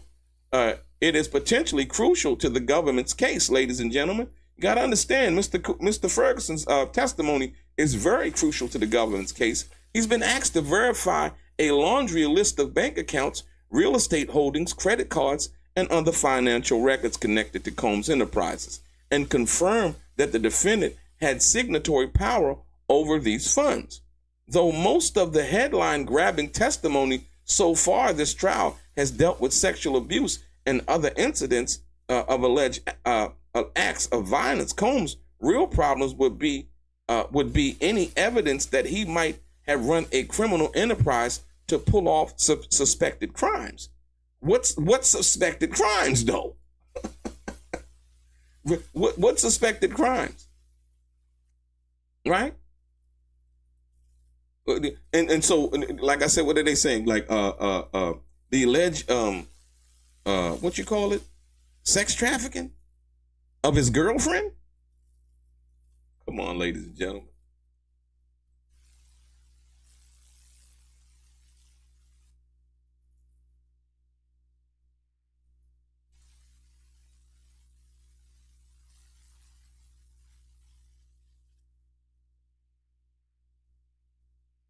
So check this out.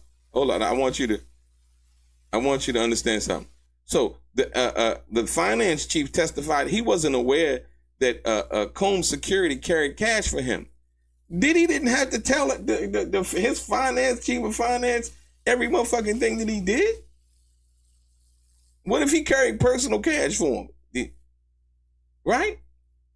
Ladies and gentlemen, Floyd Mayweather. Let me give you some game, man. Floyd Mayweather, we know Floyd usually walked around with a backpack with money in it and all of that, right?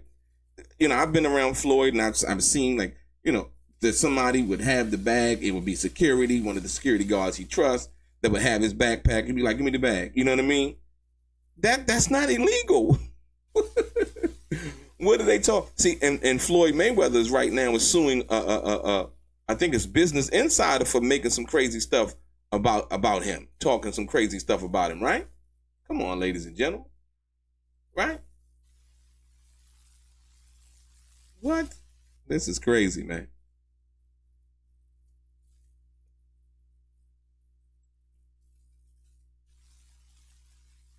They're back. Combs Ignophalo, right? Were you concerned that Diagio was marketing Ciroc primarily in certain areas to certain people? Ferguson, my opinion, Ignophalo, on your personal knowledge, right? Listen, because if he get up here and lie, they're going to bust his ass, because I'm sure they got communications. The distribution was highly concentrated. The question is why? Ladies and gentlemen, y'all listening? Ferguson, Diageo was marketing it more in urban areas. Ladies and gentlemen, the same thing that Diddy had talked about. And he was saying, why can't we get this marketed in around to everybody? Why are they only marketing it to black people? Right? Listen. Diageo was marketing it more to urban areas than broadly. Combs Ignophalo. Okay. What about Revolt? It was owned by Highbridge Capital Management, which was purchased by J.P. Morgan Chase. Ferguson, I think so. Ignophalo. Highbridge had 2 seats on the board. So now we're getting into the ownership of Revolt, ladies and gentlemen, so that we're educated and informed about what's really going on, right? Put on your thinking caps. You funny, Cuck Creators. Hey, Cuck Creators, what you say is funny, right? Yeah, they had his liquors and like, but most of the other brands, they were marketing to everybody. This is what Diddy was talking about. This is why Diageo, I think, ultimately settled. If you want to be honest, I mean, Diddy wasn't telling no lies on that.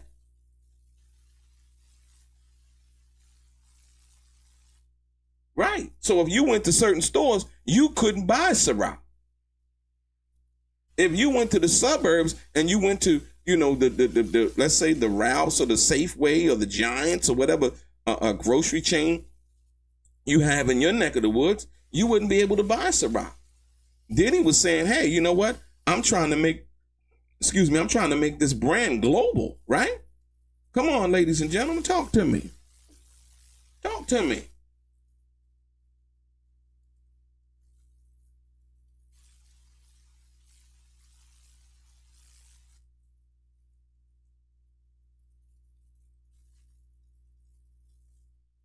Absolutely, Ann and Lee.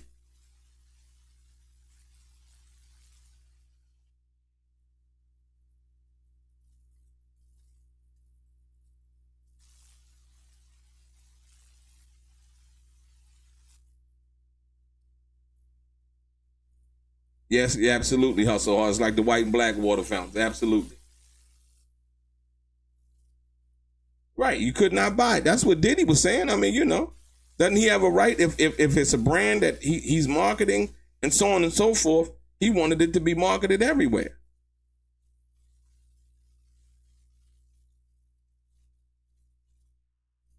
And the question is, why, right? Right. Yeah. And they had the sidebar, because, you can basically tell what went down in the sidebar. Like, why are we bringing this up? Where is this relevant? Oh, no. We need to bring it up. We need to go into why it is what it is, right?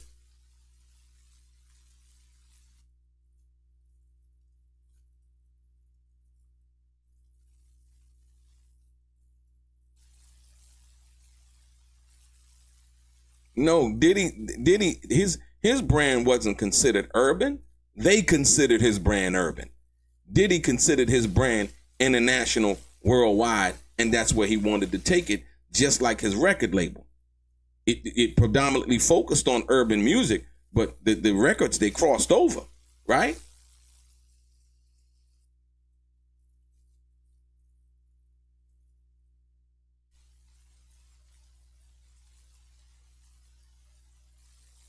Absolutely, Brian Dial. Absolutely. You know what I mean? Well, George Clooney them actually sold their tequila, right?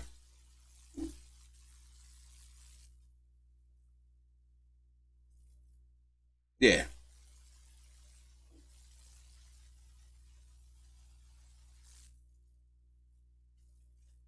So when you understand that for what that is, like I said, once again, you got to understand why some of these media organizations talk the way they talk. I looked up the budget, the operating and the marketing budget for Diagio, and it's over $3 billion a year. Right? So if you're not gonna say nothing, if they putting out a campaign and saying, hey, we're not saying nothing positive about Diddy for whatever reason, and you caught these networks saying something positive, Diageo said, well, we're not gonna advertise on your channel no more. Oh man, it's power, man. I get it. It's sickening though. It's sickening though. So, but like I said, man, death makes us all even in the end. I don't care who you are. It doesn't matter. Doesn't matter how much money you got. Steve Jobs showed us that, ladies and gentlemen. He had $8 billion, $9 billion. It didn't matter. At the end of the day, you go to a slab, you go to the cold place, you go to the morgue, you go to the funeral home, or, they're going to either put you in the ground, put you in the mausoleum, put you in the furnace. You know what I mean? And that's that. It's a wrap. So, when one lives their life and they're helping people and they're trying to do the right things, you know what I mean? Hopefully your blessings come accordingly. All the rest of that stuff don't mean nothing. Work hard, love your family, try to do what you can, help those who you can help, who deserve help, right? And that's it. Ferguson, yes, 2 of the 5 seats on Revolt, and they're talking about the board, the board of Revolt, right? Combs Ignafalo, what were you at Revolt? Ferguson, chief operating officer, right? Ignafalo, what did that entail? Ferguson, finance and production. Ignafalo, and Sean Combs wasn't in the management, right? He was not. Ladies and gentlemen, listen. We're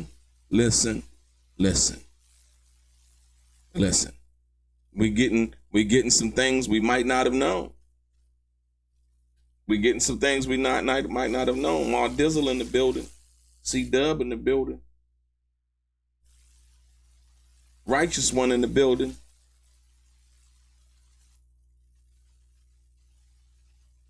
Right, in liquor stores, absolutely. So, and like I said, when you control the distribution network, you control the access.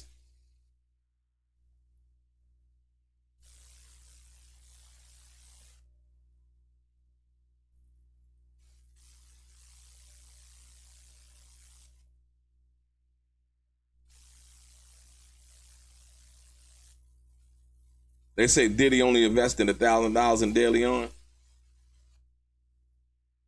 Yeah, I mean, like I said, it wasn't even that. Like I said, they can. Most people don't understand this, but Diagio can create. They have the distilleries. They have all of that, right? They can create a liquor and put a name on it, right, and get somebody to market it. The same with 50 Cent. He doesn't distill liquor. He have his brand. I forgot whatever his brand called it. The liquor that 50 Cent promotes and markets, right? He has his brand, and so he doesn't make that himself, right? There's a company that makes it, and he did a deal with him. You know what I mean? And whatever kind of deal specific to what he thought was right, the same thing that Diddy did. You know what I mean? Absolutely. You at these events, you have some rock events, you got all the hip hop people there, every little thing, you getting them to hold the bottle. Oh, what they drinking?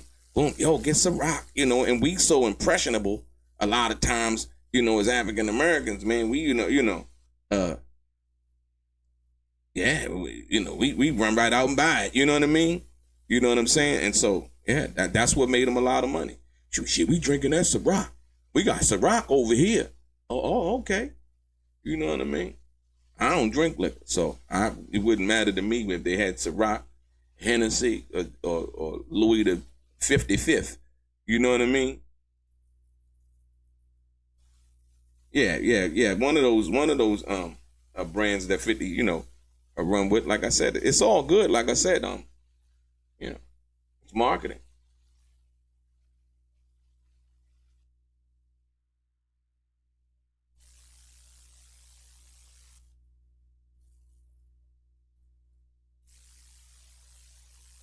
We're gonna get to it right now. We're gonna get to see if Ferguson was stealing. We're gonna see it should come out. 16 seconds. Comignafalo. Let's look at DX 1901 about Combs's enterprise. Let's put up the redacted version. Chart of executive shown. Ignafalo.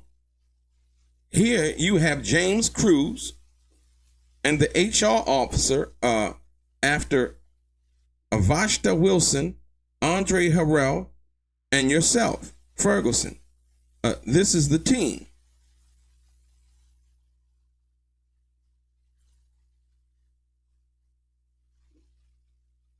Just that good gavel-to-gavel coverage, ladies and gentlemen.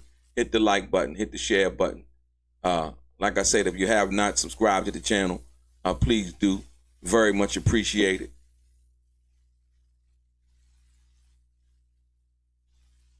We get the word out.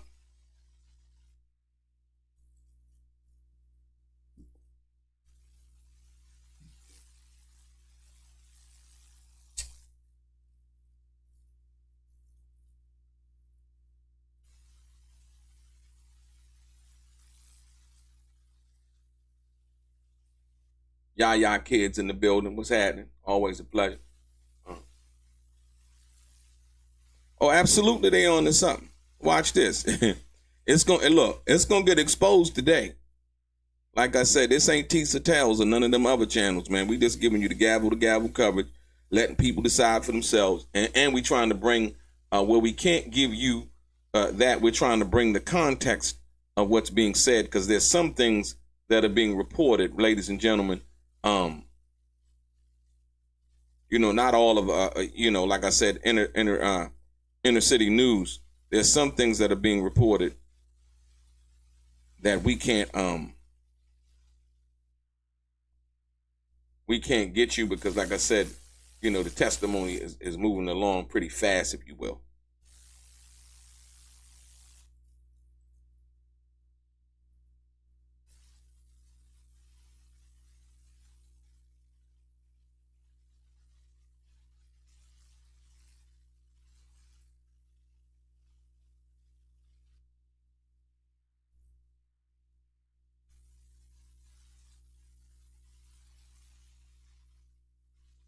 And so they're going over some of the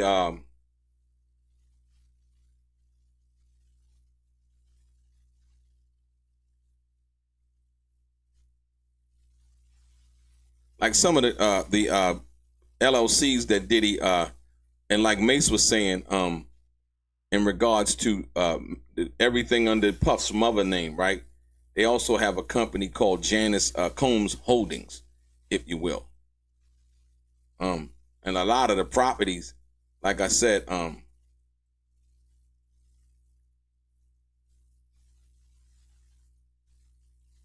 40 Hedges.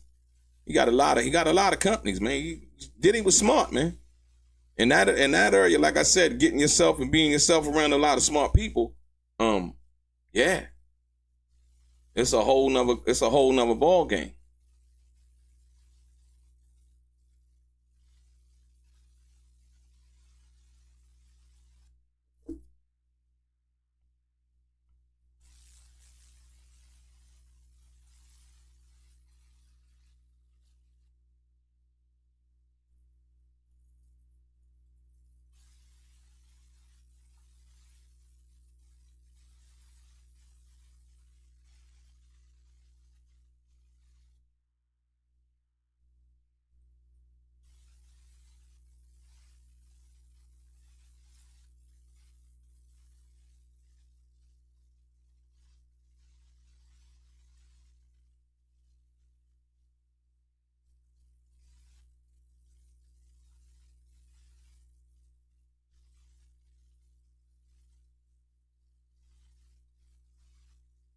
A lot of these people under these businesses, names I've heard.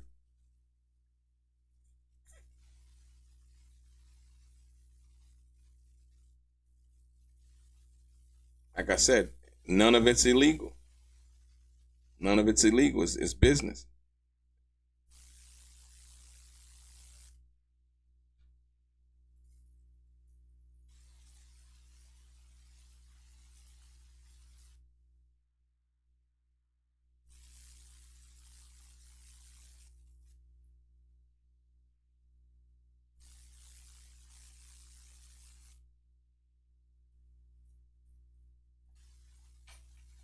Did y'all hear about the lady that freaked out in court?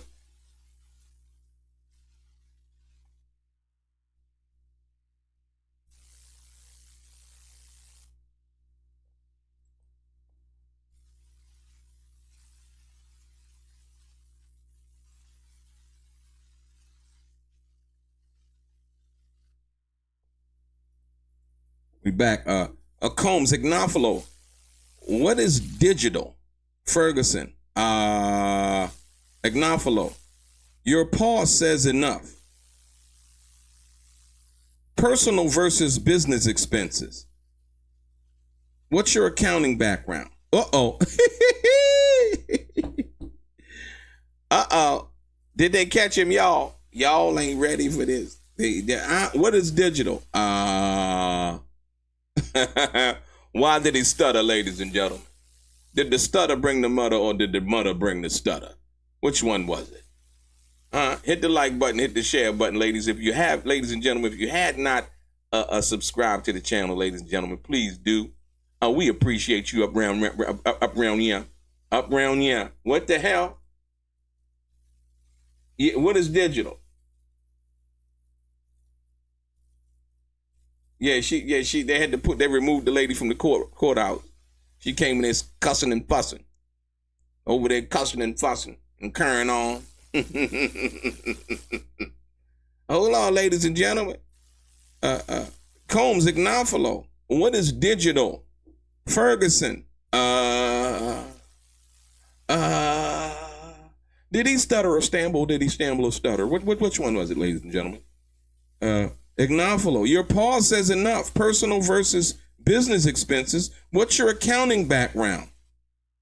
Ferguson. I was a CPA for a time. Ignofalo. You never saw Mr. Combs sitting, reviewing his AMX bill?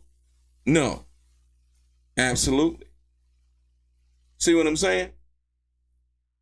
I told y'all that was something for accounting to handle, ladies and gentlemen. I mean, for the people that are not really listening, and not really comprehending. Did you hear what I just said? When they were talking about the Mr. Ferguson, hold on, let me see something. Say defense attorney Mark Agnafalo. Listen to this. This is context to what we're talking about, ladies and gentlemen. Defense attorney Mark Agnafalo asked Derek Ferguson general questions about Sean Diddy Combs' business. He asked the former chief financial officer about Combs' long-term relationship with Diagio for liquor products. Combs mainly oversaw the creative direction and Diageo, one of the world's biggest drinks makers. Like I told y'all, they're manufacturers and provided funding. Ferguson said, when asked, Ferguson said there were ongoing tensions between Combs and Diageo over marketing and distribution of the products because they felt that the distribution was concentrated, right, in urban areas. This is what Diddy had testified to, ladies and gentlemen, right? We're dealing with the people who had viewed things differently, like I said, as a culture. And for whatever reason, I don't know, did they have marketing agreements with other brands? Like, I think they own Johnny Walker Red. They own a bunch of Diageo controls a lot of brands, right? So, market share is a very important thing when you do business. So I don't know if they wanted to, they didn't want to market it that far. They feel like people would start to buy Diddy's, what's the name, and not buy others, from that perspective, right? But this last question, Ignafalo asks, what is digital? Ferguson, he said, your pause says enough. Personal versus business expenses. What's your accounting background? Ferguson, I was a CPA for a time. Ignafalo, you never saw Mr. Combs sitting reviewing his AMX bill. No. See, when you start to get to the facts, right? Not what people saying, not what they thinking, not what they feeling, but just the facts, man. Right? Here we go. Listen, Ignafalo, when there was a partnership with another company, they would look at the books as well, right? Ferguson, yes. Ignafalo, many high-profile people have personal assistants. Yes, they do. Ignafalo, security was part of the business. Yes, I just told y'all when Floyd Mayweather would roll around, right? His entourage, and he not carrying the backpack with the cash in it, right? One of the bodyguards is carrying the backpack, right? Ladies and gentlemen, hit the like button, hit the share button. They're trying to create something. It's a nothing burger, ladies and gentlemen. I'm telling you right now, you don't have to listen to me. It's a whole nothing burger, but hey, sometimes you got to eat nothing burgers to get the something burgers, right?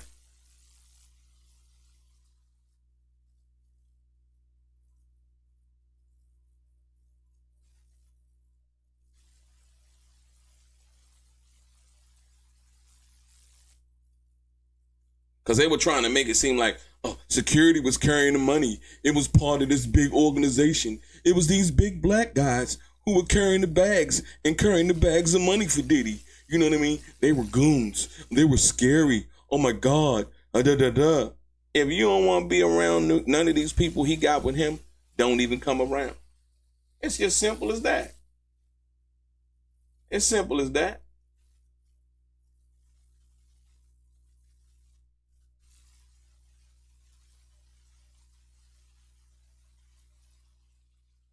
Right? So the question is asked, ladies and gentlemen. That's what I'm trying to ask. The question has been asked, ladies and gentlemen. Right?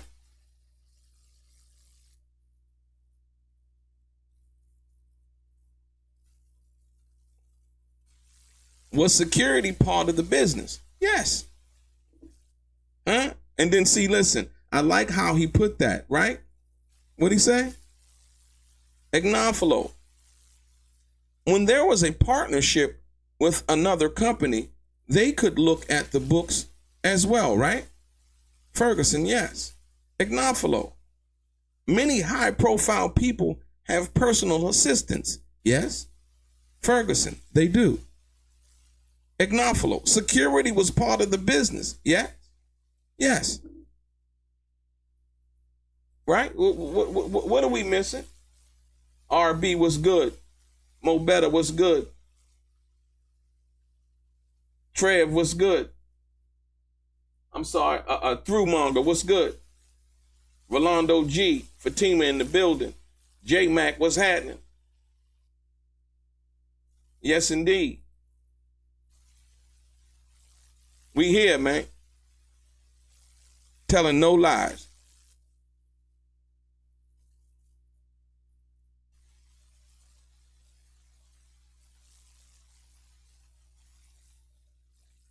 This is interesting.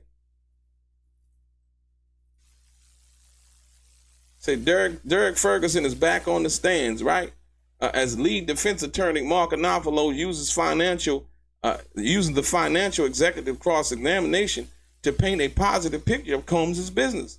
Ferguson, who has a master's degree from Harvard Business School, but grew up working for his father's trucking business in the Bronx, testified that he was attracted to Bad Boy Records because it employed people of color and tried to empower young entrepreneurs. A positive thing. First and foremost, for me coming from the Bronx, I felt like we needed more companies that really would hire people from the communities that I grew up in, and not the racist ass shit that was going on where people like Mr. Ferguson couldn't get a job. What I observed with Bad Boy and Sean Combs was a company that really gave a lot of young executives a lot of opportunities. That's a positive thing, right? Come on, ladies and gentlemen, what are they trying to do? That's side note, in your face, in the place information right there.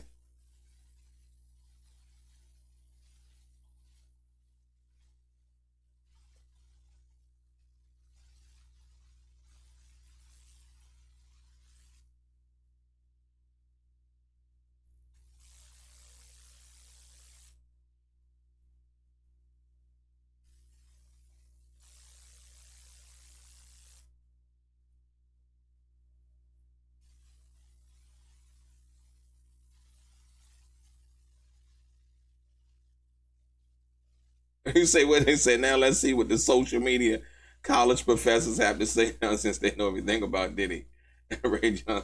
Queens for life. It's ridiculous. Puppy should have been caring.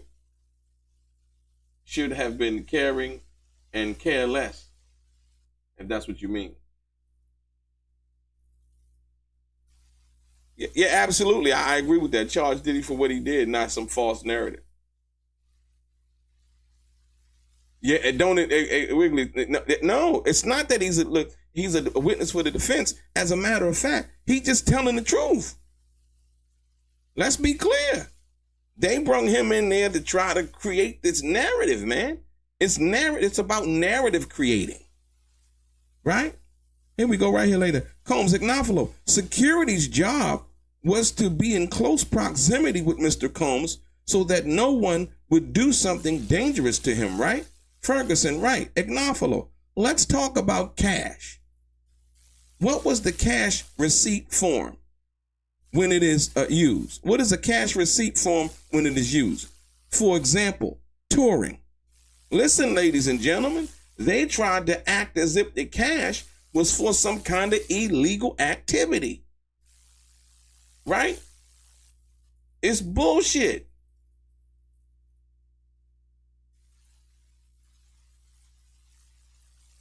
No, he's not guilty of bribery, Andre Styles. You can't bribe somebody and get an NDA from them. They didn't even really cross-examine the security guards. How can you bribe somebody and you get them sign an NDA that you can hold? The fact of the matter is they didn't get a copy of the NDA. I think that was the security guard's mistake.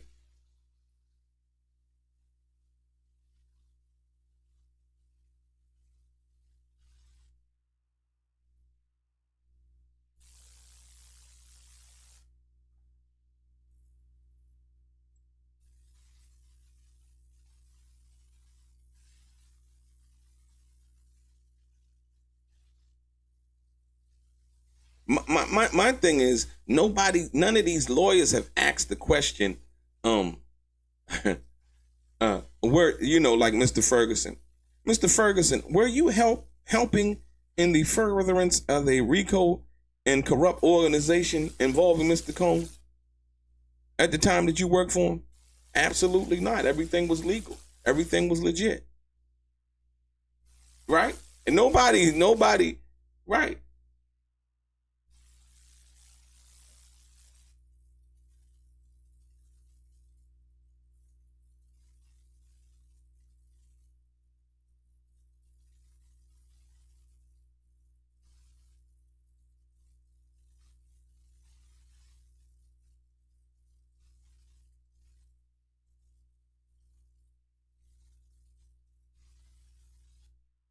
Ray Sky, you like Diddy. You know you like Diddy. And coming here with these, y'all coming here with these crazy questions, man. We love when y'all coming in. Look, hey, wherever you just came from, Ray Sky, won't you go over there and tell them we over here at Straight Gang and we got it going on. We ain't kicking nothing but facts over here. Go back over there and tell them. I know you done came from somewhere else. You just seen us popping up over here. We got it over here. We 348 people in, and we ain't tripping on that. We just over here kicking Straight Game. Wherever you just came from, Ray Scott, go back over there and tell them, like, yo, you know what? They over at Straight Game really giving it up, man. We doing the gavel to gavel. We ain't doing gossip to gossip. Right? Hit the like button, ladies and gentlemen. Hit the share button. We appreciate you over here, man.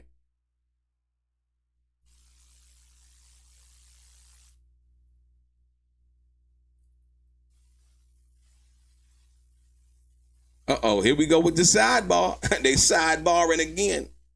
We about to get into this cash, man. They about to get into this cash, man. Yeah, we absolutely. Quan 24. Yeah, we just like the facts, man. We just getting the gavel to gavel, and we're having a great conversation amongst the people in the chat. We acknowledging everybody. We acknowledging everybody over here. Ain't nobody above or below nobody. We just kicking it, man. Yeah, absolutely, Smoke. Yes, sir. Absolutely, Fatima. Brooke Dawn. Yes, indeed. He say look, yesterday, but like I said, yesterday they was talking about somebody made the observation. One of the reporters made an observation in the court saying when Steele was cross-examining Mia, that they were basically Classy was good, absolutely. JP Six Gunner. Yeah, when they said that that sidebar, Tom Rob, they said that one of the juries was laughing and kind of like cheering Brian Steele on. More importantly, ladies and gentlemen, I think a lot of people don't understand, like, all you need is one or two juries, man. Not to come back with to basically like not guilty, and the other 10 say guilty. All you need is one. Well, all you need is really one, and it's a hung jury. They can keep them in there. They can tell y'all got to stay in there. And then what jury goes like, he's not guilty. He's not guilty. Like, you got to understand a lot of people, the optics of it, right? Here's a successful black man who came up from his bootstraps, who started as an intern at Uptown Records with Andre Harrell, who would then become successful and then hire the very person that gave him his first job in Andre Harrell. Andre Harrell went from running Uptown Records, giving Puffy a job, starting as an intern, Puffy leaving, starting Bad Boy Records, Uptown Records folding, Bad Boy Records popping, and then Puffy would then in turn turn around and give Andre Harrell a job. Right? A lot of people don't know that. You see what I'm saying? So now, some odd 20, some odd 30 years later, to now be saying, oh, this was some kind of criminal enterprise, ladies and gentlemen, is a disgrace.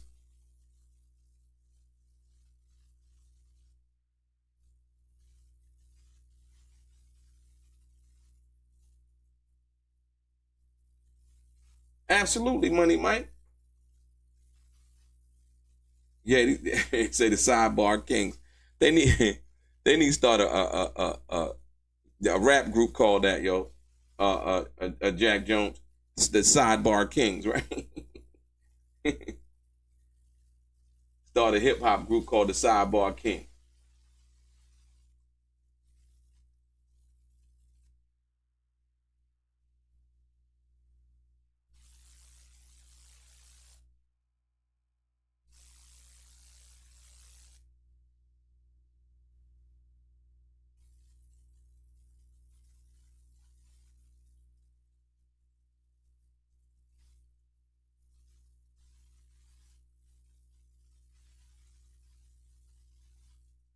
Sidebar, man. Sidebar. Let's go. Let's get out the sidebar, man, and go to the main bar. See what we got, man. See what we got. Let me try to give y'all some context. See what we got here.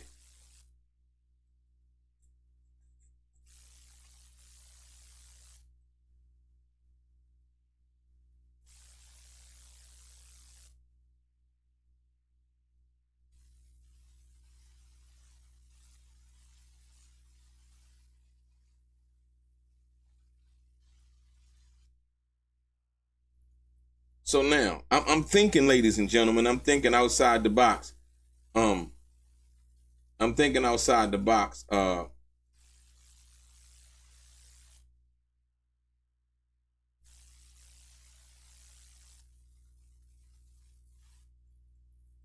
ex-CFO basically said he had little contact with Diddy after leaving the company. Former Bad Boy Entertainment CFO Derek Ferguson said that he had little contact with Sean Diddy Combs after parting ways in 2017. Ferguson said he last heard from Combs in September of 2024 when he asked for the former CFO to meet up in New York because he wanted advice. Ferguson wasn't able to meet him at the time, he testified. Ladies and gentlemen, Mark Agnifilo asked Ferguson what was digital, and he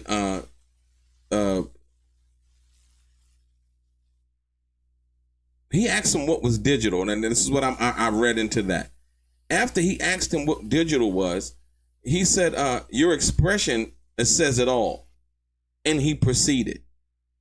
The reason why it caught me was because when he asked him that question, he didn't bother to go down any kind of path with any kind of explanation as to what he meant. And what I'm thinking is this: if Ferguson done some illegal crooked shit, right? Embezzled some money, took some money to start another company from Diddy. Diddy found out but really didn't say nothing, right? And let him go on about his business, right? When Mark Agnifilo asked him, so what is digital? And he said, and then he told him, your expression alone says a lot. And then kept on with the line of questioning. It says to me that, look, we know about what you did. You can either, be favorable, or we can put you on blast right here, letting it be known that you stole money and and started some other kind of thing. That's me speculating right there. I'll be honest about that. But I mean, when he asked him what was digital, he said your response tells me everything. You see what I'm saying? But he didn't bother to go down that line or down that road, if you will, from that perspective. And so I'm wondering, what is digital?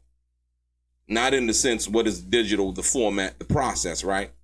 But what is digital? And so that part right there has me kind of baffled, if you will.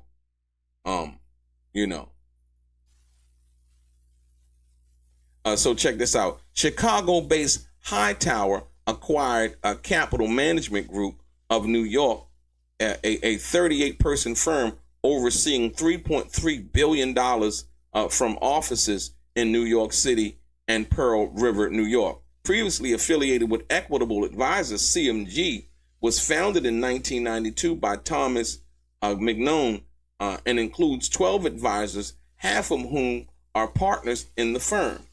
They provide asset management, financial retirement, and estate planning for individuals, as well as corporate retirement plan services. The deal is the first Hightower has announced in a year following 12 transactions in 2023 and represents the fifth strategic investment in a firm from an independent broker-dealer. Hightower was the company that I owned, Revolt, if you will, from that perspective. That's what they were talking about when they talked about that.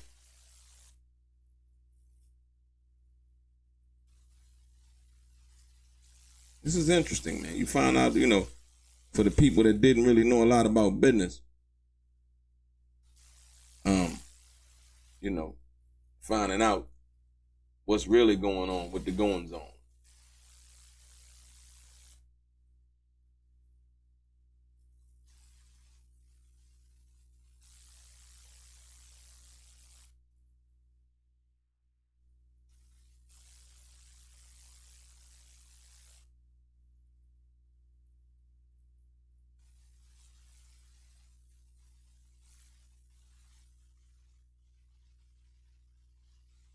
So I don't know how many of you guys caught that when that question came up. He asked him, what is digital?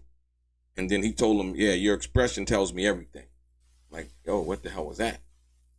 You know what I mean? I thought he was about to go in there and unleash something that we didn't know nothing about, you know?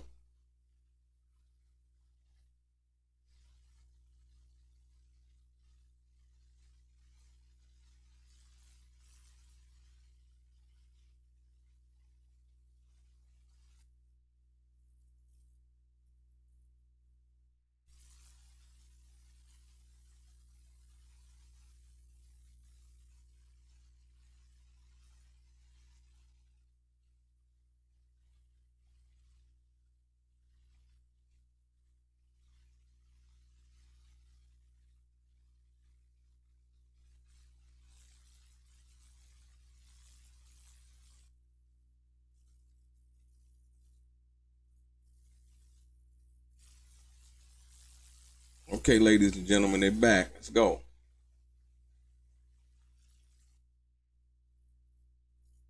Out from the sidebar, back to the main bar.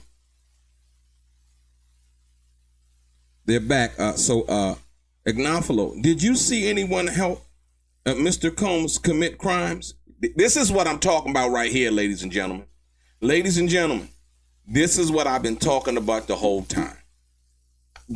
You know, did you participate in any kind of corrupt organization? This is what I was telling y'all about, right? Here we go. Now we're getting into where I was talking about, right? Ignofalo asks, did you see anyone help Combs commit crimes? No. Ferguson, no. Ignofalo, did you see anyone make the company stronger through coercion? Ferguson, can you explain that one? What do you mean by coercion? Ignofalo, fair enough, because he doesn't even know. This is what I'm talking about, ladies and gentlemen, right here. This is the crux of what I was just trying to explain, ladies and gentlemen. Hit the like button, hit the share button. If you have not subscribed to the channel, please do. Nobody, neither attorney, and I understand now why they would get to this with dealing with Mr. Ferguson, because it's dealing with finances, and they're trying to, connect the finances to something illegal, right? This is what I'm saying, ladies and gentlemen. Check this out. So, did you participate in anything illegal? Anything corrupt? Did you help forward any kind of racketeering and corrupt organization?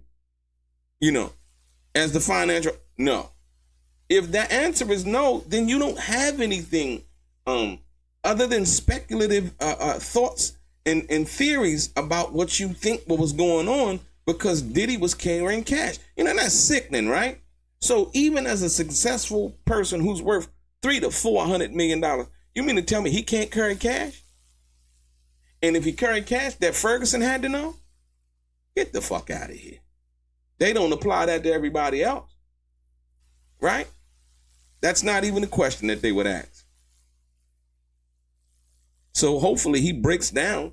Yeah, they played it perfectly. Come on, man.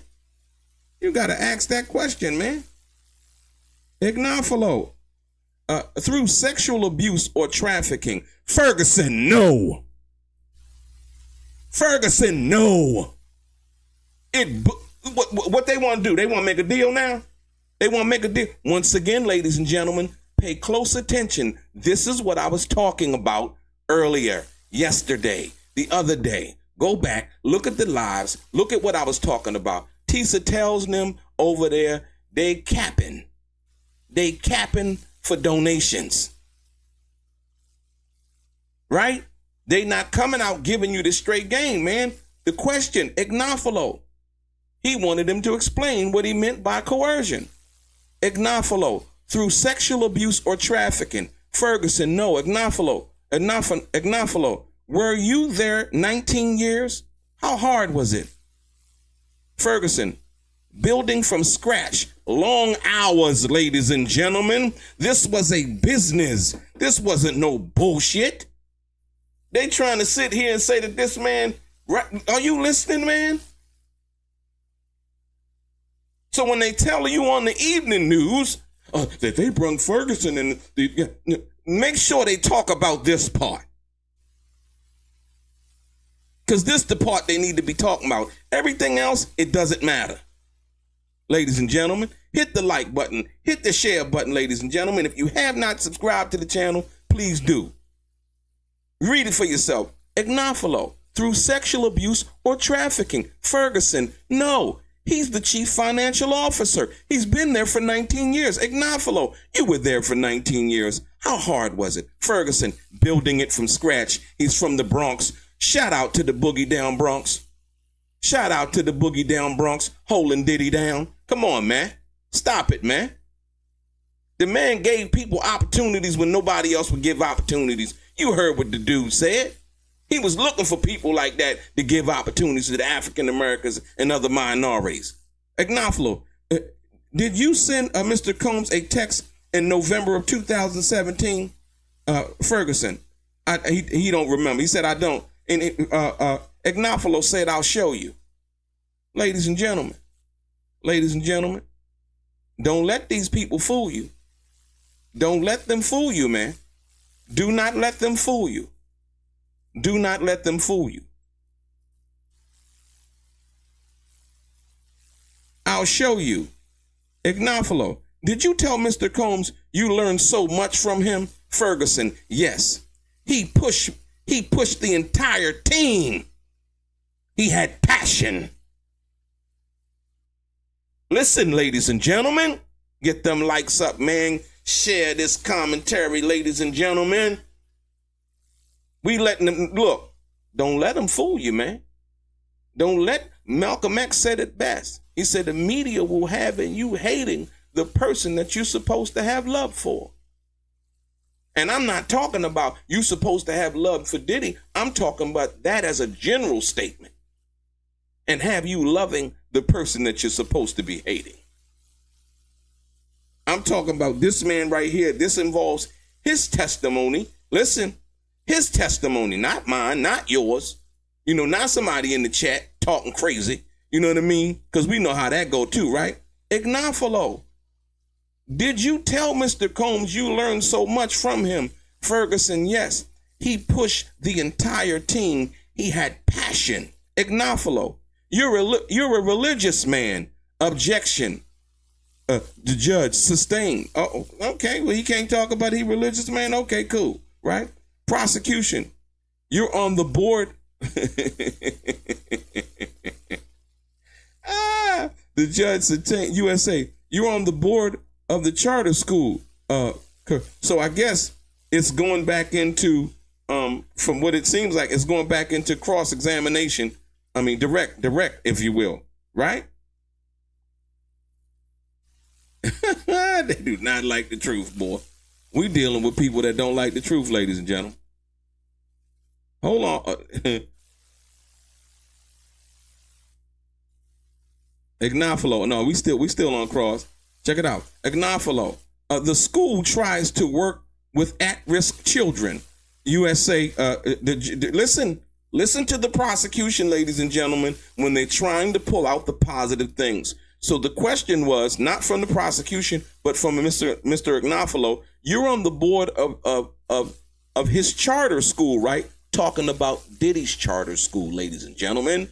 They do not want you to hear anything positive that he's doing. They want you to think he's a sex trafficker, a criminal, not an entrepreneur, not a businessman who's helped people out. Listen, Ignafalo, what'd he say? The school tries to work with at-risk children. What did the prosecution do? Objection, 403. The judge sustained. Let's move on, right? Ignafalo, do you think highly of Mr. Combs? Ferguson, I don't know how to respond to that. The prosecution, sidebar, nothing further, Your Honor. Ooh. They thought they had him, didn't they, ladies and gentlemen? They thought they had him, ladies and gentlemen. Wow. No.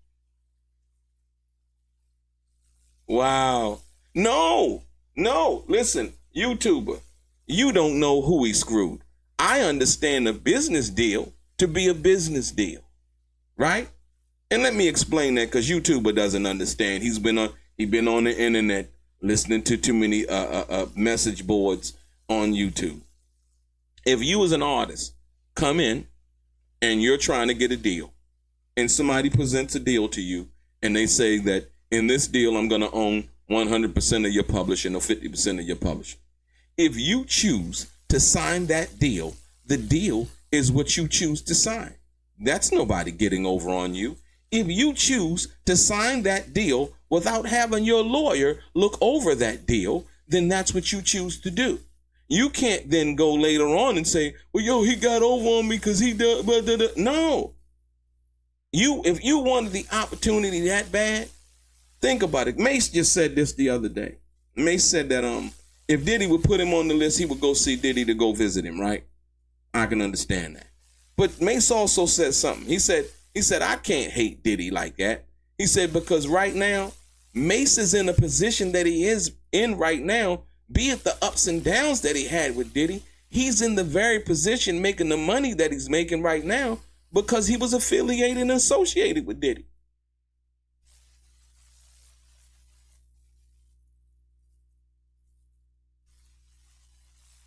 He said, yo, he's the same dudes that want student loan relief.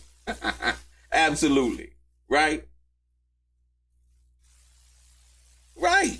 So now, when you sit down and you understand that people, you say he made rules in the deal. And it's up to you to go get to your lawyer to basically try to negotiate on your behalf to rules that are more favorable to you. A YouTuber? What are you talking about, man? YouTuber don't know. You don't know nothing about business. YouTuber just talking, man. You talking, YouTuber. You don't know nothing about no business, man.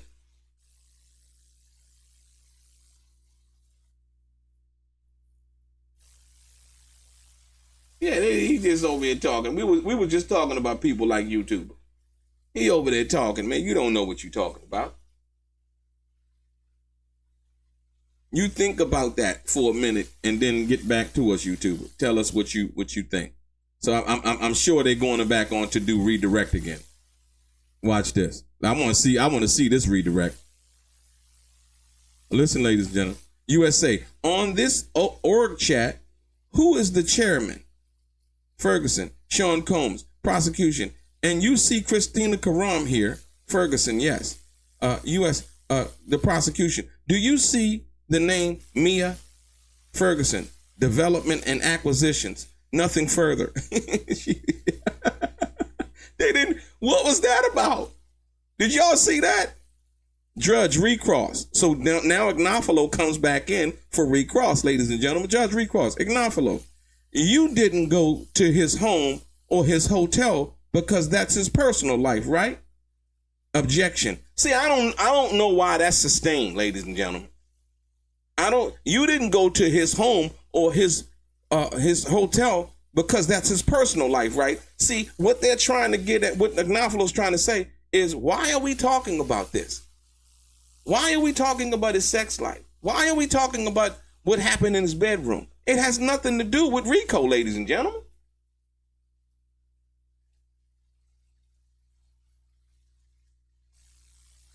Right? Hold on. Judge, sustain. Nothing further. Jurors, you may go. All rise. Ladies and gentlemen. Ladies and gentlemen. They ended court for the day. Like I said, listen, y'all. I appreciate each and every one of you guys. Like I said, if you have not gotten this book right here, you got to get this book, ladies and gentlemen. We will be back with y'all tomorrow. And tomorrow I'll be starting from the very beginning. But more importantly, this book is on Amazon. And people have been really, really ordering the book, interested in the book. Behind the Walls with Tupac Shakur. It's about the story when he was at Rikers Island, a guy by the name of Donald Richardson. He's no relation to me. I found out about the book through the internet, right? And so, more importantly, at the end of the day, when Tupac went to prison for the situation involving Ayanna Jackson, Donald Richardson was an inmate there. Donald Richardson was a career a criminal, if you will, at one time, and had spent about 23 to 24 years in and out of New York State penitentiaries. At this particular time, he was at Rikers, and he was a suicide. He was doing time, but he was like a suicide watch guy who would watch the other inmates who were weak. Some thinking about taking their lives, ladies and gentlemen. The book is on Amazon. Like I said, I did a interview on the Art of Dialogue with Mr. Richardson. It should be released soon. Like I said, you got to check it out. But more importantly, if you're looking for a good read, something factual, and you see it, a true story, based on a true story, ladies and gentlemen, go pick it up. Behind the Walls with Tupac Shakur, ladies and gentlemen. Like I said, I appreciate each and every one of you guys for coming through. Rolando G, Yaya Kids, even YouTuber. We appreciate you, YouTuber. Like I said, and everybody else, JP Six Gunner, Dave B, and like I said, all of the people that I didn't mention today. Like I said, I'm grateful that you guys have come through. I appreciate you. Your boy DELRAY. Like I said, pick up the book, ladies and gentlemen. It's a great read. Your boy DELRAY. Straight game. And I see y'all tomorrow. Life is like those cards. It's not what you dealt, but how you play it.